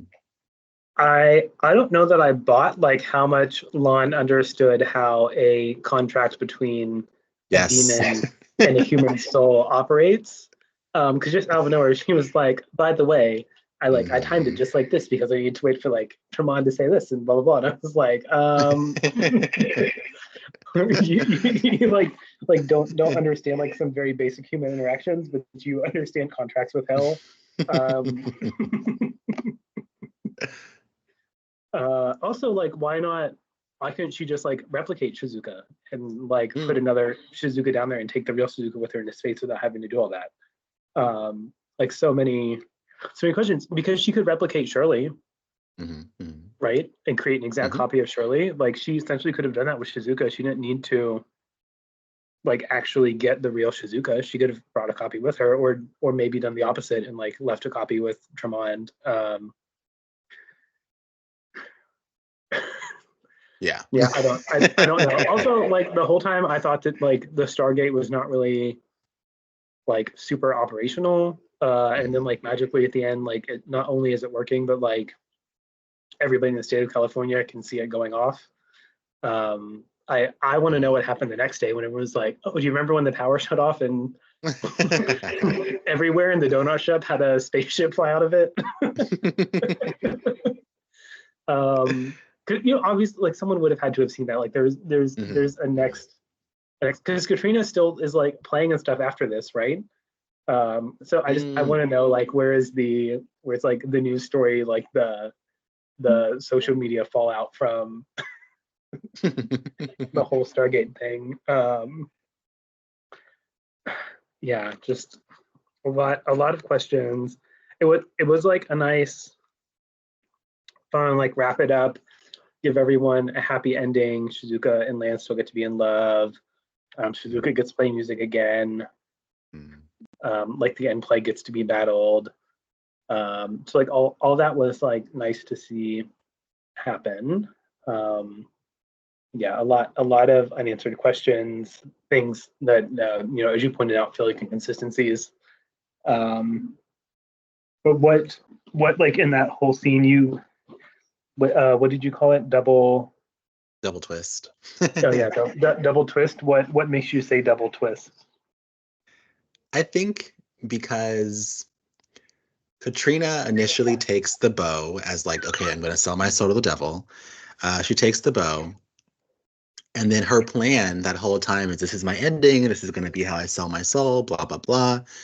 But Shizuka, not even knowing that Katrina would have taken the bow. Shizuka just made a copy just in case. And then even after that, Shizuka's like, okay, I'm going to sell my soul to the devil now. And then Katrina's like, oh, wait a minute. Actually, Lan and I have a plan together to like get you out of here. But why would Katrina have made a backup plan if her original intention was to sell her soul? What? Yeah. I was like, I just don't. I mean, that to me just seems inconsistent because Katrina at that time did not know there was a second bow. As far as she knew, she was going to go to hell. So Yeah. what the whatever. And then another inconsistency for me is Tremon, the devil that Shizuka has a contract with, says like, I don't care whose soul it is. I don't care if it's yours, Katrina's, Tomiko, the other student that Shizuka does not take on. I don't care whose it is. To me, a soul is a soul. But if that's the case, why is he so dead set on like convincing Katrina to sell her soul? Just take Shizuka. I don't, you know, because he Yeah. had some like whole devious like manipulative plan to convince Katrina. Why does it matter? Yeah. But Did yeah. you think at any point that like Astrid may have been like a backup for the seventh, especially knowing that Astrid is Mm. the whole time I was like, oh, we're gonna get to the end and like Astrid's gonna sacrifice herself and be like, Shizuka, I've been here the whole time for you. But that I like never even nothing even close to that happened. But I did think several times I was like, oh, it's gonna be Astrid. She's gonna be the seventh soul. And I have myself convinced until obviously the very end where Katrina takes the bow. But Mhm. I did not think of that at all, actually. That would have been interesting considering that Astrid's our only white character. Like, how would that have gone over? Our only white character goes to hell. well, is Tremont white? I don't know. I think he's just a frog person. I don't think he has a. Maybe he is. Yeah, I don't know. Maybe he appears as a white person. I'm not sure. I don't think they have like a description. I just imagine him as like short and Mhm. olive. Ugly. Whatever. Yeah. But I mean, the whole time I thought she was going to use Tomiko as a seventh. I was like, why don't you just get her? She literally wants to make a deal. Just Mhm. take her. I mean, yeah, I feel bad for her. She's like a child, but if she wants to go to hell, send her to hell. Who cares? You know? Um, but yeah. And I'm curious, well, now we're talking about the whole hell aspect of the story. Did you notice how the two souls that we believe have a strong possibility of going to hell are both queer, yet neither one of them go to hell? And do you make any parallels to that and like the religious beliefs on like what happens to queer people when they die? Like, was that important to you at all? Did that stick out to you at all? Um, it didn't stick out to me. I'm uh, processing it a little bit in real Mm, time now that you mention it. Uh, but no, it didn't stick out. But it is like a yeah, I guess kind of a strange why they both have to be queer, mhm, especially considering that no one else, like as you just mentioned, like Miko's not even considered an ingredient. We don't mhm, really know a lot about her, but she's not presented to us as like openly queer, and obviously was an option. mhm, Um, so yeah, why not her? Why does it have to be Katrina and Shizuka? mm. I mean, yeah, I had the same thought. I didn't really understand the importance of it, but I will say I do like the switch there that like our two queer souls don't go to hell. That kind of plays, I guess, with the traditional religious belief, which I like. I think it's also good for like queer people who are possibly religious or like from religious backgrounds, like reading that, knowing, hey, you're probably not going to go to hell. Um, and I'm glad that earlier you brought up Lan having a bit too much knowledge of like how hell works. That again for me ties back to this overarching issue I have with like the rules of the story. I would have loved to hear what concept of like heaven, hell, God, gods, demons, whatever, the aliens have, because I believe that is like solely a human belief system. I don't think that aliens would even believe in God or hell or heaven. And it's never explained. Like she just kind of accepts that as being a real thing. Um, did you notice that at all? Yeah, I did, and I think it was kind of weird because even earlier in story, we get something I think from Shirley where she's like, oh yeah, like Tremont may have like power here, but like once it touches outer space, like Hmm. like he doesn't matter anymore. Like it's only an Earth thing. Hmm. Um, so that was a little, yeah. I don't understand where that came from. It didn't quite make sense to me, but Mm. Yeah. And I guess I'm curious. I know earlier you mentioned Shizuka's age, and she even at the end says that she's like nearly 80 years old. And like once she leaves Earth and goes into the outer space, her body begins to like take on the signs of age, um, which makes me think, okay, yes, she's escaped Tremon for now. She's not on Earth, so he can't actually physically grab her. But when she dies, her soul is still promised to hell. So is she going to go to hell when she eventually like actually dies, or is there some kind of workaround? Can land keep her alive forever? Um, what do you think? Like, is she going to go to hell anyway when she dies? I just assumed that she would be able to be like kept alive somehow through like alien technology. Mm. But yeah, I guess if she did, would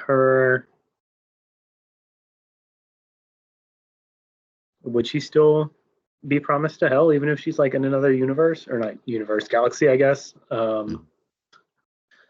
I don't know. I didn't really consider like the mechanics of that. Also, like Tremond is able to go. He like chases them only to like the edge Hmm. of the atmosphere, right? And then he has to go Yeah. back. So Hmm. like is he bound? Does that mean like once Shizuka's out of the atmosphere, like she's all good to go? I don't know. Yeah. So many questions. I would have loved like a few more like rules or definitions on some of those. Also, it's like, yes, he can't get her in outer space, but she's going to have to go back to Earth eventually. She can't be in outer space forever. Why And like, not? I don't think, you think she can be in outer space forever? I mean, Shirley's like literally a computer made out of a baby. I think they can make it work, right? They can just replicate donuts and keep her alive on donuts until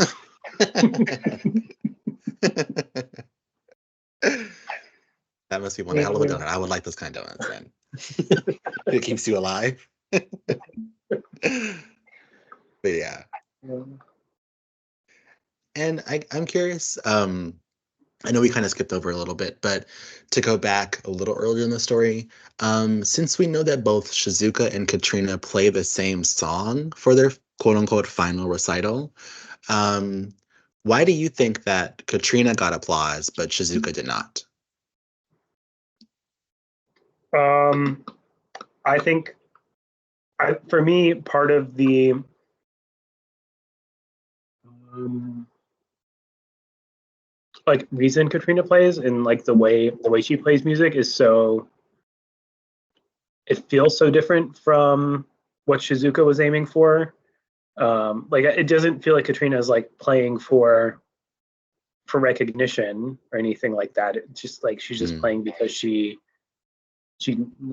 enjoys making music and like helping other people feel things through her music. And I didn't, and I could be wrong, and I may have missed if this is the case, but I didn't get the feeling that that was like necessarily Shizuka's main motivation. But mm. do you think they had similar motivations, or that could be a reason why the author would say that Shizuka got no applause because he did? I didn't think about your reasoning, but I think there's some proof there.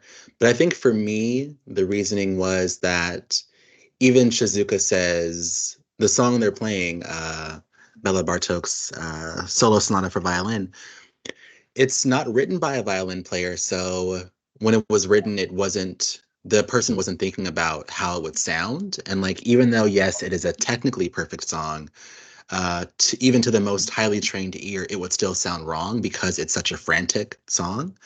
Did you get a chance Mhm. to listen to the YouTube playlist I put in the group chat, I did the not. Discord? You did not. I didn't. Well, it's not really important, I guess. But if you listen to it, like that song it skips back and forth between like being super frantic and quickly played and like slow and soft. And there's even times where like the player has to play two different strings at once, which even like to the highly trained ear, you would think the person's making a mistake, but like it's actually the way the song is meant to be played, which is why it's such a difficult song to play because it does so much. And I think that the reason it works for Katrina but not for Shizuka is because Katrina is a very highly emotional and sensitive person, and she's playing to the audience's emotions, whereas Shizuka was solely focused on playing because she's not so emotional. She was solely focused on playing it technically correct. But if you do that with no emotion, it's not gonna really appeal to anyone. It won't sound very good. Um, so yeah, what do you think of that? Um, no, I think. Sorry, I accidentally just clicked it and it started playing. No, I don't think I put that necessarily like put that layer on it, but that does make a lot of sense. And especially the note about uh, this piece being written by someone that doesn't play violin Mhm. almost makes me, especially like thinking of Katrina playing it. Katrina doesn't fit into the stereotype of all of the other people that would entertain a piece like this or even approach it. So maybe there's like some level of like outsiderness or having to have like some stronger connection other than just like the music to really be successful there. Mhm. I think that kind of aligns with the later part of what you're saying, right? Mhm. Mhm. Yeah.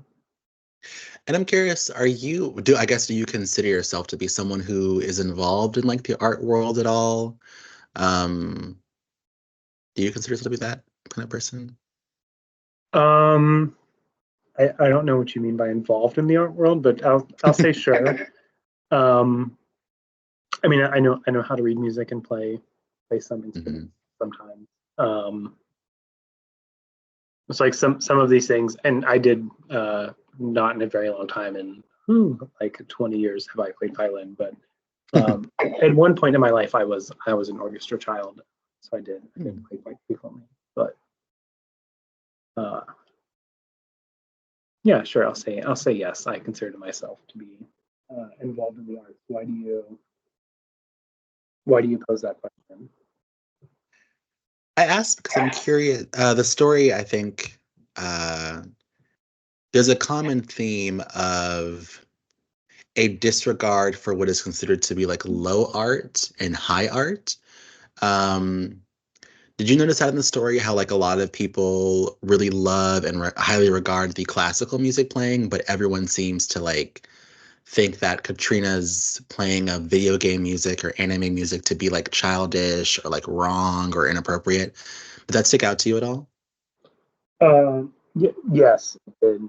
Um, and I think there was a note, or maybe a comment I made earlier too, about how um, even though playing music feels really important in some subcultures and some like really specific um, Asian American cultures in particular, that it's never like traditional music. It always is like whatever is like held in high esteem, which in this case is European classical music, which is just Mm, like a whole nother layer of colonialism and capitalism nonsense on top of that. mm, But mhm, that it is interesting to see that like still being the thing here, because I'm sure a lot of the music Katrina is playing is like not necessarily like easy music, and like she's obviously playing because it's something she enjoys. Like I don't know a lot of people that like are I didn't listen to the Bartek piece or the Paganini piece, but like I don't know a lot of people like sit around and listen to stuff like that all the time and have like really mm, really strong emotional connections to it, or like really moving experiences from some of those pieces on a regular basis, the same way someone would have, especially now, like maybe a really strong emotional tie to like a piece of music from a video game. But mm, mm, mm. That's a really good point. I mean, I don't consider myself to be like someone who's in the world of art. I don't, I mean, yes, I played the violin for 8 years, but that was several years ago. And if you put a violin in front of me now, I wouldn't know what to do with it. So I don't consider myself to be a member of the art world, but I will say I noticed a very similar sort of like regard and disregard for the classical and then like disregard for the modern in terms of like books. I know a lot of people are like very anti audiobook, very anti ebook, but like they really hold physical books in a high regard. And it's like, well, a book is a book. Regardless of how you pertain the information of the book, whether it's audio, whether it's physical, whether it's on an iPad or a phone, whatever it is, you're still retaining the same information. So like, why is there this like there's like a pretentiousness for Yeah. only reading physical books, and it's like, why? And I noticed that same thing in the story is like people put Katrina down so much for what she plays, but like, well, music is music, and a violin player is playing the same instrument regardless of what they're playing. And I think at the end, I do like how that is solved a little bit. We notice like people begin to love Katrina's anime music or gaming music songs more opposed to her like classical performances. Um, I thought that was very cool. So yeah. Yeah, it was.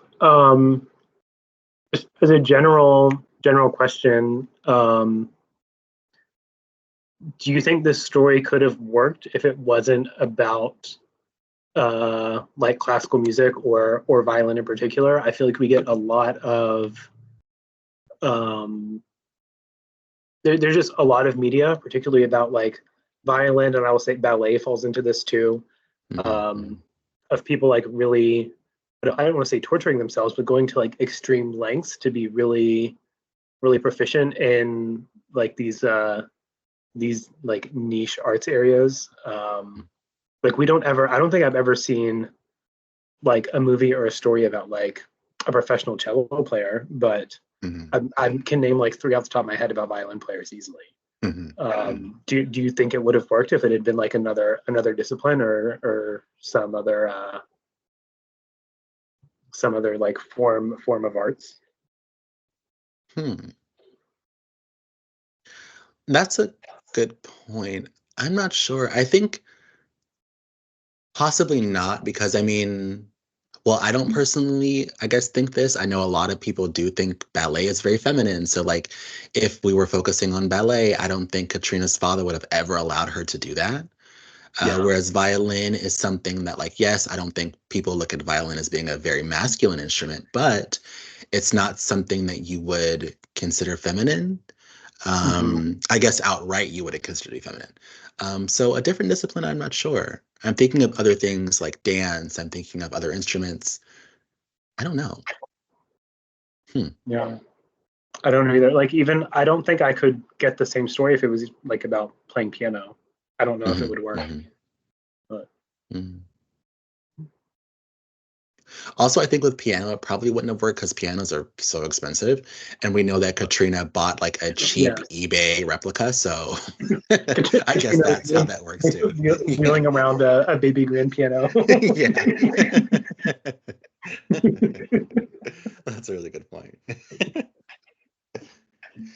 And I guess I'll ask, I know we touched on it a little bit earlier, but I guess to go in depth, what did you think of the story's happy ending? What did you think of that? um, I liked having resolution for essentially everyone in the story. Hmm. Um, I mean, it's nice, like puts a smile on your face. Hmm. Unless for most people, um, I would have liked it. It didn't feel like a real like there was like in like the real level of conflict you would expect for some of these things to wrap up.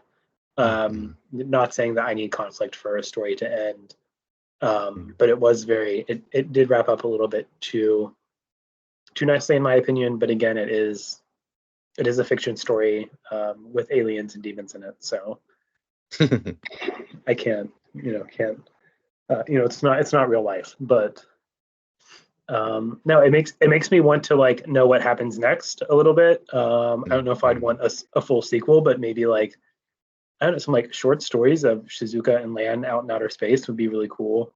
Um, or I don't know, is there like something with Katrina in the future? Oh, and the cursed violins and the whole like the Mattia shop thing, like that would have been. I think there's like potential for some further exploration there, because we see Tremont make a deal with her at the very end of the story, right? And then it's just Mhm. like, too bad you don't get to find out what happens. So like that also would have been cool. And there's like a whole piece too where they talk about like all the cursed violins, and I'm like, I wonder, like, does Tomiko have a cursed violin? Is that why she's like so? I don't want to say crazy to make light of her obvious mental health issues, but is that Mm. maybe part of why she's presented as someone with so many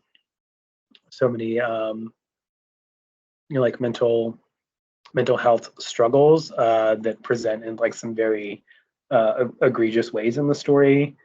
Yeah, there's so many questions, so much more I want to hear. But what Mhm. did you think about the ending? If you had to pick something to find out more about, or like see as a sequel, or like as an addendum or some additional content from the author, what would it be?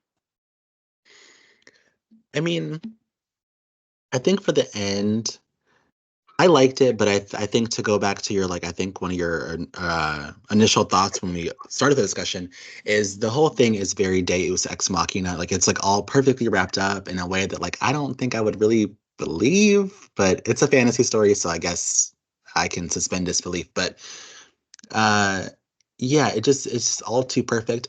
But I will say what I don't like about the ending is Katrina's end, like everyone is happy except for her. I mean, yes, okay, she has money. Yes, she is now a famous player. That's all great. But in terms of like the sexual assault stuff, that's still going on. Like she gets sexually assaulted by the person that runs the violin competition. I can't think of his name right now, but he like grabs Oh, her. I completely Yeah. forgot about that. Yeah. So yeah. And then, yeah. And then at the end, it's revealed that he becomes her sugar daddy, and I'm like, okay, why? yeah. Necessary at all? Yeah. And that was my thing is I was thinking, okay, we're gonna use that moment where he sexually assaults her. This is gonna be her like getting retribution for all her previous sexual assaulters, her sexual assault assailants. But no, she just like lets it happen. Everyone in the room like doesn't say anything about it, which is of course realistic. I mean, we know that oftentimes during a sexual assault, nothing happens. There's no justice that comes forth. But it would have been nice to use that moment to do something more than we've already seen. Yeah. Um, and then she ends up in a relationship with him. Like, is that the healthiest thing for her to be doing? I don't know. And then like what message does that send to potential teens who are trans? Like I don't I don't know. So that was my one issue with the ending. But I will say since you brought up wanting to see like further wanting to know more about what happens next for some of these characters, I found out that the author's working on a sequel. Um Ooh. but it's not a direct sequel in the way that like we're going to follow the exact same characters. She says that she's going to pick two smaller characters from this story and expand upon them in the next. And also, I found out that this is a sequel to one of her other books as well, which I did not know. Oh, Um, I did see that she had another, like, mhm, a series, mhm. um, right? Or is that Yes. another? Mhm. Okay. I'm not sure if it's a full-on series, but I know this. It's a trilogy. The first book, this book, and the one coming up. And then in the first book, we follow one of Shizuka's previous students, Kiana Choi, the one that Tomiko's obsessed with. We follow her in that first story. And then we find out how her story ends. Of course, she goes to hell in this story. And then we're going to find out what happens for our characters in this story, what happens in the next story. And I'm assuming the characters she's going to focus on would be Lucy and her family, her and her son, because they were these semi important characters that we never really got a payoff for them. So I'm assuming they're going to be our main characters in the next story. But she did say Katrina will be in it, Shizuka and Lan will be in it, but they won't be the main characters. So we shall see. So if you're itching for that, sit tight. It's coming. Personally, I don't think I liked Lucy. I was like, I don't get the point of her character, but if there's going to be a sequel, then sure, I get it. Yeah. Mhm. Oh, Lucy, the violin lady, right? Mhm, The lady mhm. who makes violin. The repair person, yeah. Yeah, I was like, there's no one named Lucy in the story. Yes, there is.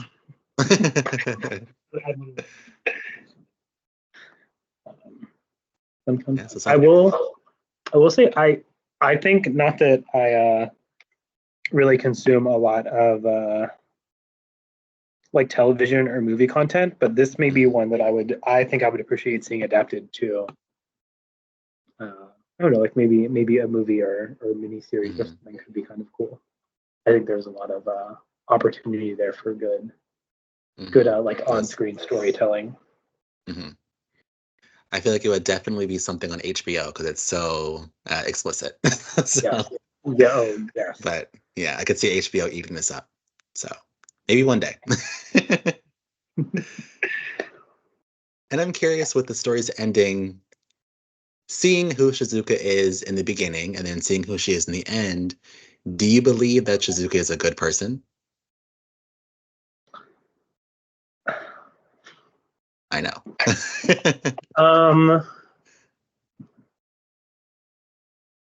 I believe that Shizuka has grown. Mhm, mhm, Um, and I think that being I don't know if like her and Lan are in love, um, but that her being open to that sort of intimacy and emotional connection probably creates like a layer of Shizuka or like an adjustment in the way that she operates that is different from if she had not been in that situation. Um, mhm, mhm, I don't know if she's a good person or not because she didn't like murder 6 people before the story started and murder mhm. several people during the story. Seemingly, I won't say with no remorse, but like seemingly with no remorse, all for personal gain. Mhm, So that is a really significant personality trait to overcome and like say that someone is good. I will say that she's growing and has positive qualities. Do you think Shizuka is a good person? I mean, I would agree with you. I think there's no right or wrong answer there. Would outwardly a good person? I would say no, simply because again, she did send 6 souls to hell. But I guess one could argue that that wasn't her idea. That was what she was forced to do. She made the deal with hell because of her own thing, not knowing she'd have to send 6 souls to hell. True, Um, but so I she did guess you still could, do it. yeah, true. Yeah, So I don't know, but yeah, towards the end, she redeemed herself. Definitely, she didn't send Katrina to hell, thank goodness. Didn't send Tamiko to hell, thank goodness. But I don't know if I would argue that like saving one soul is enough retribution for condemning 6. yeah. Um, But do so I don't you know. do you think that by saving Katrina's presence and impact has more of like a positive effect on the world than if say she'd saved Kiana Choi? Like Mm, is someone seeing, another um, another professional violin player that fits in many ways the stereotype of a lot of professional violin players, like is that having as much of a positive impact on the world or like creating a change the same way that people seeing Katrina rise to fame would? that's a good point. And I guess we also know that Katrina is overall a better person than Kiana was. Um, hmm. So I guess to be fair, like even Shizuka says, I only send bad souls to hell. I don't send good people to hell. Um, hmm. But then it's like, well, I guess I guess to kind of expand that argument a little bit, would you say that killing bad people is better than killing good people? I don't know. I don't know. I feel like if we sit here discussing that all day, we'll be like we'll be here all day if we do that. So yeah. I'm curious, what did you think of the author's decision to write the entire story in third person point of view as opposed to, I guess, the typical first person point of view? Did you think it like hindered the story or did it like weaken the story for you?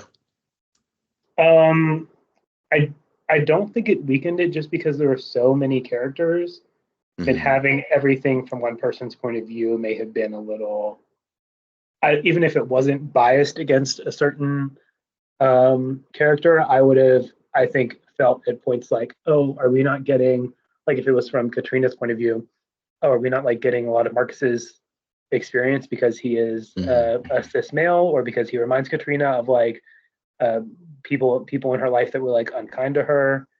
Um, so I think if anything, it probably made it a little bit more believable and unbiased for me. But Hmm. do you think otherwise? Do you think that if it was like in a first person point of view, is there, which character would you have done it? Like whose point of view would you have done it from? I mean, I will, I guess, overall say I think in some ways the third person point of view weakened the story for me. I think if I were to write this story, of course I'm not a writer, so but if I were to write this story, I would have solely focused on our core three characters, Lan, Shizuka, and Katrina, from their first person point of view. Similar to the way that like Monstrilio did it, to where like each character has their own section, and then like, but their stories in the end all tie together. I think having a third person point of view, it gives the author room for too many characters, in my opinion, especially because we keep switching from all, in some parts, we switch like from paragraph to paragraph to a different character. And I found that to be like super annoying. Especially, there would be moments where we would get like very sweet, wholesome moments from Lan and Shizuka, and then the next paragraph we jump into like Katrina getting like hurled with slurs and being misgendered, and I'm like, Yeah, that's kind of really throwing me off a little bit. But I mean, again, knowing that the author likes to do these continuing sequels, I guess allowing her the space to have a lot of extra characters is beneficial to her. But I think if you're only going to read one of the books out of the series, then it gets a bit annoying for me, I think. yeah. And what did you think of the story? No, go ahead. I'm sorry. Oh no, I didn't have anything else. Sorry. Oh, what did you think of the story's, I guess, overarching theme of chosen family? And I guess Um, what commentary do you think the author is trying to make on the importance of chosen family in the queer community? uh, I did feel that it was like very blatant. Hmm. Hmm. Um, because I'll just I don't think we really get chosen family from like Lon's perspective, but it is nice seeing. Hmm. It's obviously not traditional family because that's Lon and her. Well, I don't know, maybe traditional in some senses. It is like a multi generational household from Lon's perspective, but I think of like Katrina, Astrid, Shizuka. Obviously each of them choosing to be like in that situation, and two of them being like openly queer. Hmm. Um, it did. It felt like just a reminder of like family is what you want it to be, especially because we do see Katrina like try to reach back out to her family at one point, and they're like Hmm. Hmm. misgendering her, Hmm. like not really receptive. I think that she like regrets it immediately as soon as she hangs up the phone. She's like, "That was stupid. Like, Yeah. why'd I even bother calling them? Not like nothing good came from that." Um, I don't know, but just just a reminder that sometimes you have to go outside of your biological sphere to um, find what's important to you. But Hmm. oh, I thought it was cute. I thought it was very obvious. Yeah, that's my only thoughts there. Do you have other thoughts, or have like a did you say like any deeper commentary on chosen family in there? I think outside of what you said, no, my feelings kind of mirror yours. Um, I think it's really important. I think if the young adults are reading this story, it's a very good message for them. Like, hey, if your family don't accept you or don't treat you very well, look for other, potentially queer people who you can have a family with. Um, and yeah, and also I think it ties a little bit back to we were discussing Lan's whole like immigration background and her storyline there. I think even that again is also like chosen family. These are people who fled from different dangerous or abusive situations and like all found each other and have a family in one another. To the point to where it's like even though Shizuka and Lan are now gone from the planet Earth, um, Katrina still has a safety with Lan's family, with Shirley and with I guess she doesn't really know Auntie Floresta that much, but especially with Shirley, she has a sister there. And then even Shirley as well, like she was looked at in her own family as not really being that important, although she was doing most of the work. She was essentially just like a robot, but she now has a found family in Katrina. Um, and yeah, I guess that just ties back to that as well for me. Mm. And since this is a fantasy novel, what did you think of the world building? I know I mentioned earlier, yes, the rules were not established clearly enough for my taste, but what did you think of the world building in the story? Um, I thought it was better than some other books that we've read. Mhm. Um, thinking back to one in particular. Yes. um, it just a lot. It felt like it was included in such a nonchalant way. Mm. It was like, oh, by the way, this man's literally a demon, and oh, by the way, we're purple aliens from outer space, and we can like see into the future. Mm, mhm. Uh, I think like for the fantasy sci-fi aspects, having it presented in such a like calm, I don't even want to say muted manner, but like it was not. I mean, we didn't like see. We could have like literally had a scene where Shizuka was like signing a contract with the devil, Mm, like in hell. I think that would have made this a very different story, and not having too many of those elements made it more I don't want to say more believable, but like made the story more focused on the relationships between the characters and the things that happen to them, instead of the like rules of the fantasy sci-fi aspects. mm. um I would not have complained about having more like how cool for like Shizuka to whatever be like taking a pen from the devil and then like signing in blood, like surrounded by flames. That might have been cool to see, or like seeing like some alien convention or something, might have been cool, but like I don't Mm, know if it would have actually added anything to the story. So it's probably good that those things weren't in there. mm, mm. Did you want anything more from the world building, or anything less? I mean, I think for me, maybe a bit more. I think we got enough with Land's storyline. We could have used a bit more, sure, but I think it's enough to be satisfactory for me. But I think with Shizuka's storyline, it would have been nice to see exactly what, maybe not what hell looked like per se, but like what does hell look like for the souls that she condemns? Like, are they punished? Do they just live there forever? Like, what exactly happens to them? Yeah. Um, and then also, my main thing I was curious about with Shizuka was, is her deal with the devil or is her deal with Tremon, who just happens to be like an agent of the devil? Because Yeah. we know that Tremon is the demon who essentially resides over all deals surrounding music. Um, but like, okay, so what is the devil doing? Does Shizuka know the devil? Does she not? Addis would have been kind of interesting to have that expanded upon, but Yeah. I guess it's enough. I guess it's good enough. Yeah. Now that But you mentioned the part about the souls, it would have been I'd be very curious to know, like, does Shizuka know? Has she seen like Katrina Choi is like in a, I don't know, like in a pit of fire having to play violin with no fingers or something? Like, yeah, like is she aware like of the extent of torment that she has condemned these people to for eternity? Mhm, mhm, mhm. And also, if that is the case, like, how is she able to just walk away at the end of the story? Yeah.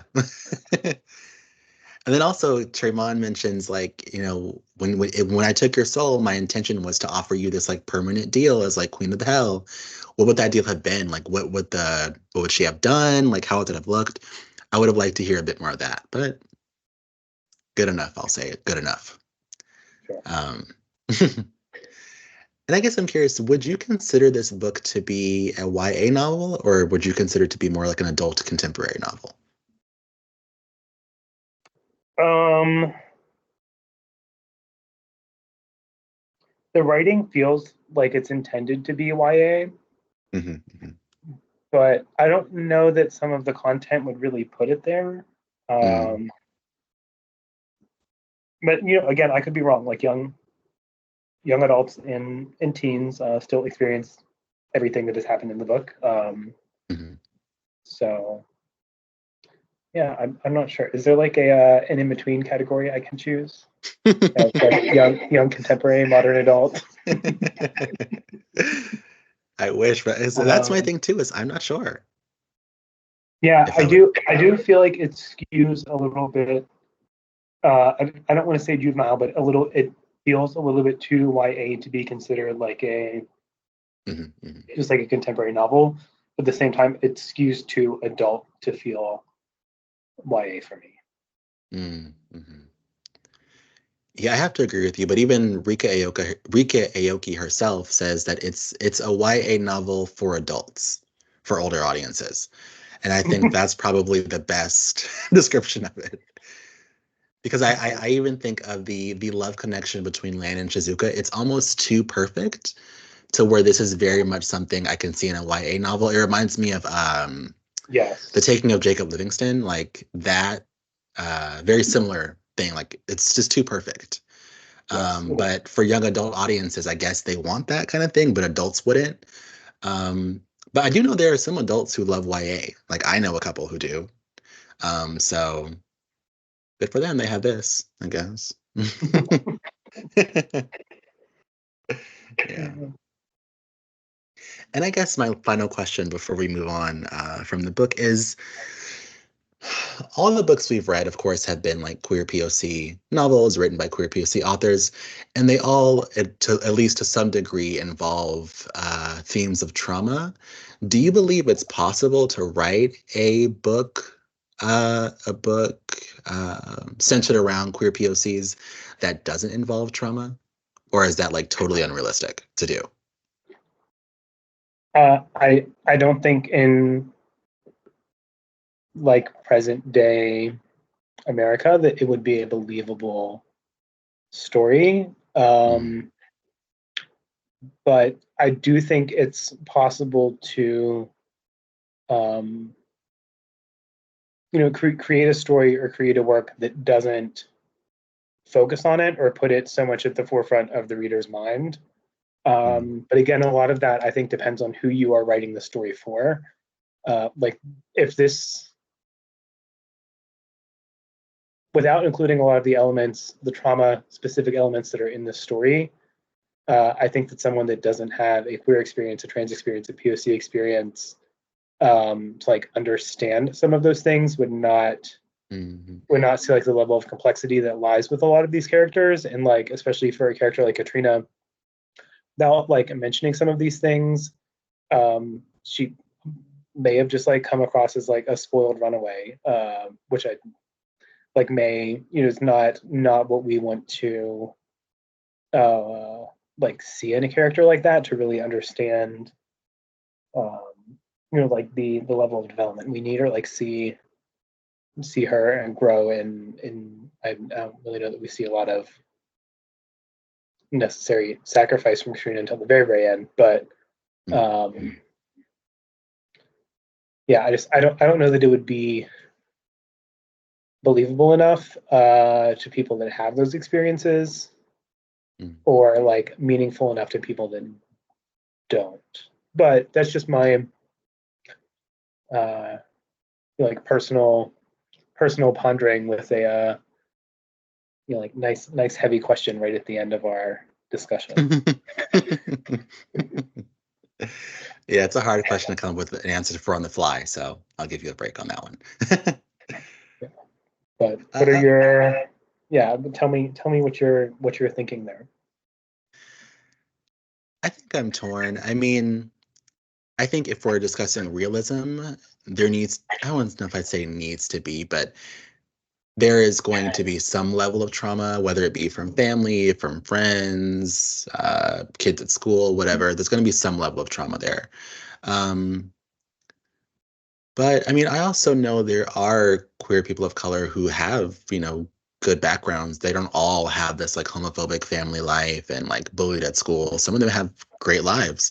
Mm-hmm. Um, so it's obviously possible in real life, but I guess I don't know. And then a part of me is like, well, if you're writing a fantasy novel where you can essentially create your own world, why put homophobia, transphobia, all of that into the world you created, as opposed to making it like a safe haven for queer people? I don't know.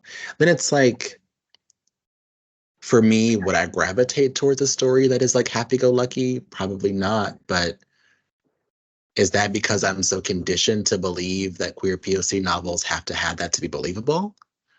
Uh, I don't know. A good I don't question. know. Hmm. Yeah. And I guess like one final question that I'll leave you with, because I know that you are such a sci-fi fantasy fan. There's a quote I have from Rika Aoki about essentially about the importance of sci-fi to queer people. She says that when you grow up queer and you don't have the vocabulary for it, the world seems inadequate to describe who you are. Science fiction may not be the exact world you want to live in, but at least it lets you know there are other worlds out there.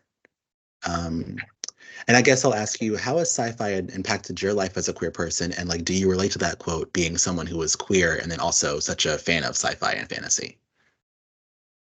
Um, I actually think the quote probably captures pretty well some of what like draws me towards this type of writing, especially like I've obviously been reading since I was like I don't know like five. Whenever I remember when I wanted to read, but um, that probably was like a subconscious reason that I was drawn to a lot of stories like this. Isn't like I don't see my reality or like the things that I necessarily like feel or experience reflected in a lot of like quote unquote regular books. Mhm, mhm.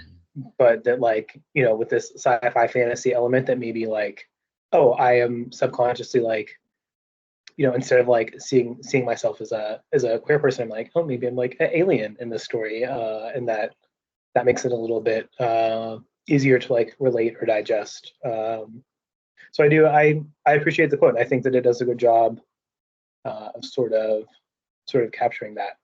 But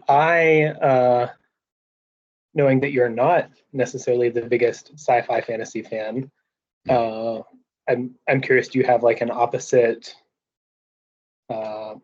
reaction to that, or do you think there are other places that are easier to, or other genres that are easier to connect to and like see yourself reflected outside of that? That's a good question, because once I heard that quote, it kind of made me, I guess, rethink myself consistently saying that I'm not a fan of fantasy. Because I began to think back to my childhood. And as a kid, I loved fantasy and sci-fi. I mean, maybe I was probably say more fantasy than sci-fi. I remember as a kid, I loved like Sailor Moon. I loved the X-Men. Like, I love stories about people that have like magical, mystical powers. Um, and I think as a queer person, those stories felt important to me because oftentimes in those stories, your character that has these mystical powers is sort of like the underdog, the bullied kid, the loser, the outcast. And I think, at least in my experience as a queer person, that's what I was as a kid. So it kind of it let me know that other things are possible. Of course, yes, I'm not going to inherit magical powers, but something is out there for me besides the reality I live in. So yeah, I think that quote is very true. And I should probably stop saying I don't like sci-fi because that's not true. And I think also, with all due respect, I think that for so long I always looked at sci-fi as being childish or like not what adults quote unquote should be reading, which is why I tend to steer clear. But I think I'm with this club and with books like this, I'm constantly being pushed outside of my comfort zone, which is good because it reminds me that like adults can like sci-fi too. Um, it's not solely for children, which is what I've always told myself. So yeah. Yeah. Yeah. And just in general, like speaking on the outside of the comfort zone thing, I like similar sentiment for some of the other things we've read because I may not have like picked them up or even given them like a second thought. But it is Mhm. good to like round me out and make sure I'm getting like diverse perspectives. So Mhm, mhm, mhm. it's good. Thank you. Yeah, of course. Thank you. And I guess before we move on, I know I said that was the last one, but I have one last quote from Rika Aoki. Earlier, we talked about the importance of the replicator, and Rika Aoki says that was very intentionally made to be like an important theme in the story, the idea of replication, because she says that as trans people, especially young trans people, she felt this consistent need to replicate the aesthetic and the beauty of cis women. And in doing that, yes, while it gave her a sense of safety from like violence and harm and quote unquote being found out as a trans person, it also made her lose the things that made her special. And it wasn't until her adult life she began to realize it's once you show up as yourself with all of your flaws, mistakes, imperfections that you begin to experience real love as opposed to people who just love you for the way you look. Um, do you have any thoughts on that? I know we're both not trans, but do you have any thoughts on that? I didn't realize the author was trans until you said that. Hmm. But I think like hearing that in particular, like that does make sense, and we definitely see Katrina like quite a few times trying to replicate what she thinks Hmm. Hmm. like beauty or femininity is. And I think of like a scene in particular where um I think Charlie asked her, she's like, do you just want me to like change you? And Katrina's like, I don't know right now, but like ask me when it's time to buy a swimsuit. Yeah. And that, I mean, that honestly is her just like trying to replicate what, or I think like considering like how do I replicate what is femininity and like what I think is beautiful, or like or do I define that on my own? Mhm. So, and I don't know that we see if that happens or not, but at the end we do see Katrina shopping for bathing suits with Astrid, right? We do. But Mhm. yeah, do you have additional thoughts on that, or like what did that trigger for you when you saw that quote? I think for me, I thought it was very sweet. I mean, that's a great message to send out to like young trans people or even older trans people who are maybe still caught in this, like, as the author calls it, like replication phase of their life. It tells them like, hey, you can be yourself, and that's when you will find like people who truly love you for you, instead of loving you for who you are pretending to be or trying to be. And I think also, I'm sorry. Oh, I didn't say anything. Sorry. Oh, sorry. That's okay. I think also while I'm not trans myself, I can relate that just to my own life. Trying to mimic what I'm like seeing in magazines and like seeing on television, when like actually I guess there's a beauty in being yourself and showing up as yourself, um, instead of just trying to copy other people. Um, so yeah, I love that to hear her say that. Yeah. Okay. Well, that's all I have in my notes. Do you have any other thoughts, comments, concerns, characters you want to go over, plot lines we missed, anything? Um, I don't think so. I like this one. This is probably one of my favorites that we've read. Mhm. Definitely like in the top three. So it's a Mhm. good pick. Yeah. I remember as I finished it, it was like I think like a Sunday at like 10 p.m. I was like, as I closed the book, I said, she ate that. Rika ate that. Agreed. um, yeah. Agreed. Speaking of eating, you say you've never had duck before. I don't think so. No, I highly doubt I ever have. Have you? Have you do you like chicken thighs or like turkey legs? I like turkey legs. I hate chicken thighs. Well, it's very like dark meat, greasy Hmm. kind of meat and a little gamey, but it is I think it's pretty good. But I love chicken thighs. I don't really eat any other chicken except for chicken thighs. So yeah, you should try and find like a Peking duck or something near you and Hmm. try it. I See if you always enjoy it. I always pass by like hole in the wall like Chinese restaurants that have the ducks in the window, and I'm like, Mhm. maybe I should try that one day. Maybe that'll be good. Good. So Just a little piece. Maybe don't buy the whole duck. give the rest to my cat if I don't like it. But yeah. Okay, well, that transitions us into our books for next month. Um, I know you said you really enjoyed the two meetings. I actually missed them. So I want to do two books next month if you're okay with that. Uh, I am okay with that. Let me hold on. Let me pull up calendar because Hmm. um, next month is full of Right. weekend events because Hmm. it's gay month. Hmm. No, but I am fine with that, especially if we're looking at 16th and 30th. That's exactly what I was going to say, 6th and 30th. Nice. Okay, well, I have two books. I know that in our meeting for The Taking of Jake Livingston at the end, I mentioned one book, Confessions of a Mask by Yukio Mishima. That's a book I want to read. Um, I was a little bit wrong when I told you what it was about. It is about, yes, a man living in Japan, and sort of like the political climate surrounding that for queer people. But he was an important political figure in the 60s, not the 80s, like I said. Um, and I also do have to, I guess, give some warnings. He is widely accepted as being a great author, but a total fascist. People liken him very much to Hitler. Okay. Um, so I'm not sure how much of that comes through in the novel. I haven't read it, of course, but it's hailed as being a must-read queer novel. So just a warning there. Also, a second warning, it is he was, to put it lightly, a man whose mental health can easily be questioned.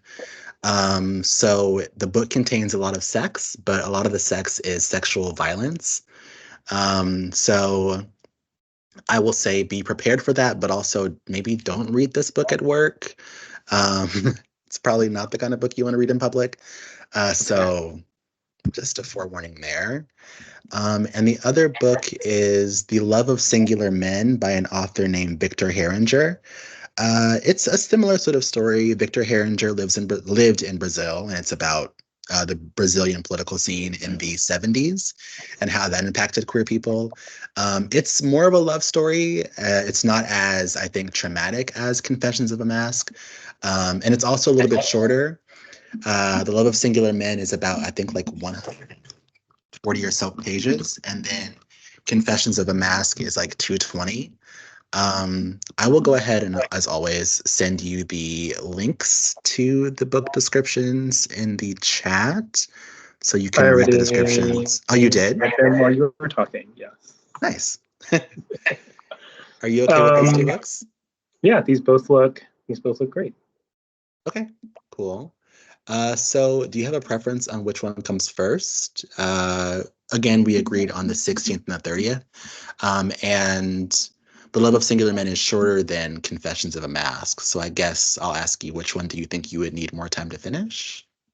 I think I would put Confessions of a Mask first, just because we have 3 weeks, and Hmm. then Hmm. the Love of Singular Men at the end of the month, if that's okay. Okay, sounds good. And I guess that'll give us our poison and then our medicine. So, Yep. because I think Confessions of a Mask might be pretty intense. Okay. Okay, so as always, I will make two different Discord channels and two meetings on book clubs. And then, are you okay with the usual time at 12 p.m. or do you want to go earlier? Do you want to go later? I'm fine with either one. I'm fine. I'm fine with the usual time. Okay. Does that still work for you? Yeah, totally. Sundays overall are just fine for me. And if you ever want to switch days, you can always switch days too. It doesn't have to be Sunday. I can make other things work. Okay. So just for future reference. And if you have a hard time finding either one of these books, I know they're both pretty famous, but I don't know if your library has a copy. So if you have a hard time finding either one of the books, I do have PDF copies. So just let me know and I'll send it to you on Discord. Okay. Yeah. Okay. Well, do you have anything else you want to talk about? Could be about the book, could be not about the book, about the club, anything? Oh, the Confessions of a Mask is not on Audible. Uh-oh. I know, yeah. Neither is Love of Singular Men. So Okay, it's good to know. mhm. I don't know. I don't think I do, but I just remind you as always that I appreciate this. Thank you, even though it's usually just the two of us. Mhm. I really enjoy reading and pushing myself to read things that I may not read otherwise, and Mhm. having someone to like actually talk through the stories, especially someone that does like so much like research and background and puts intent into the way they think about and discuss the stories. So just thank you as always. Oh, you're so sweet. Thank you so much. I will say I used to want to be a journalist as a little kid, so I think this satisfies that like journalistic side of my life. So thank you for answering my questions. Yeah, no problem. Yeah. I was curious earlier. You said you're not a writer at all. Do you just like not write by choice, or like you don't feel like it's something you're called to do or confident in, or is there anything behind that? I think for me, while I love reading, I love stories, I have always struggled, I think from a young age, with like what I would consider to be a lack of imagination. Um, so I guess just I never really have an easy time like coming up with stories in my head. Um, so yeah, I mean, I don't know. I guess that's what that is. I just don't feel creative. Do you write? Are you a writer? I wouldn't say that I am. I've been pushing myself to more lately, because I've noticed that like especially um, talking about the book so much, I think has made me a better writer in general. And like even if I'm not Mm, writing like stories, I'm writing like emails and documents for work, and I think mm. it helps me a little bit more intentional um, about those things. But I don't know, I just that stuck out a little bit, and I was curious if there was something more there, but Nah, just overall insecurities. that's understandable. Yeah. Okie dokie. Well, is there anything else? Or is that it? I think that's it. Anything else from you? No, that's it on my end. So I will see you in 3 weeks on the 16th to discuss Confessions of a Mask and then the end of the month discuss Love of Singular Men. Yeah. And enjoy your. Hopefully, you don't have to work tomorrow, but I guess if you are, enjoy your time and a half or double pay for holiday, right? Yeah, I do work tomorrow. Yeah. Well, thank you for that. And of course, thank you for coming as always. Great talking to you. Always a pleasure. And I'll Likewise. see you soon. Yeah. All right. Thanks, Jonathan. Of course. Bye bye, Michael.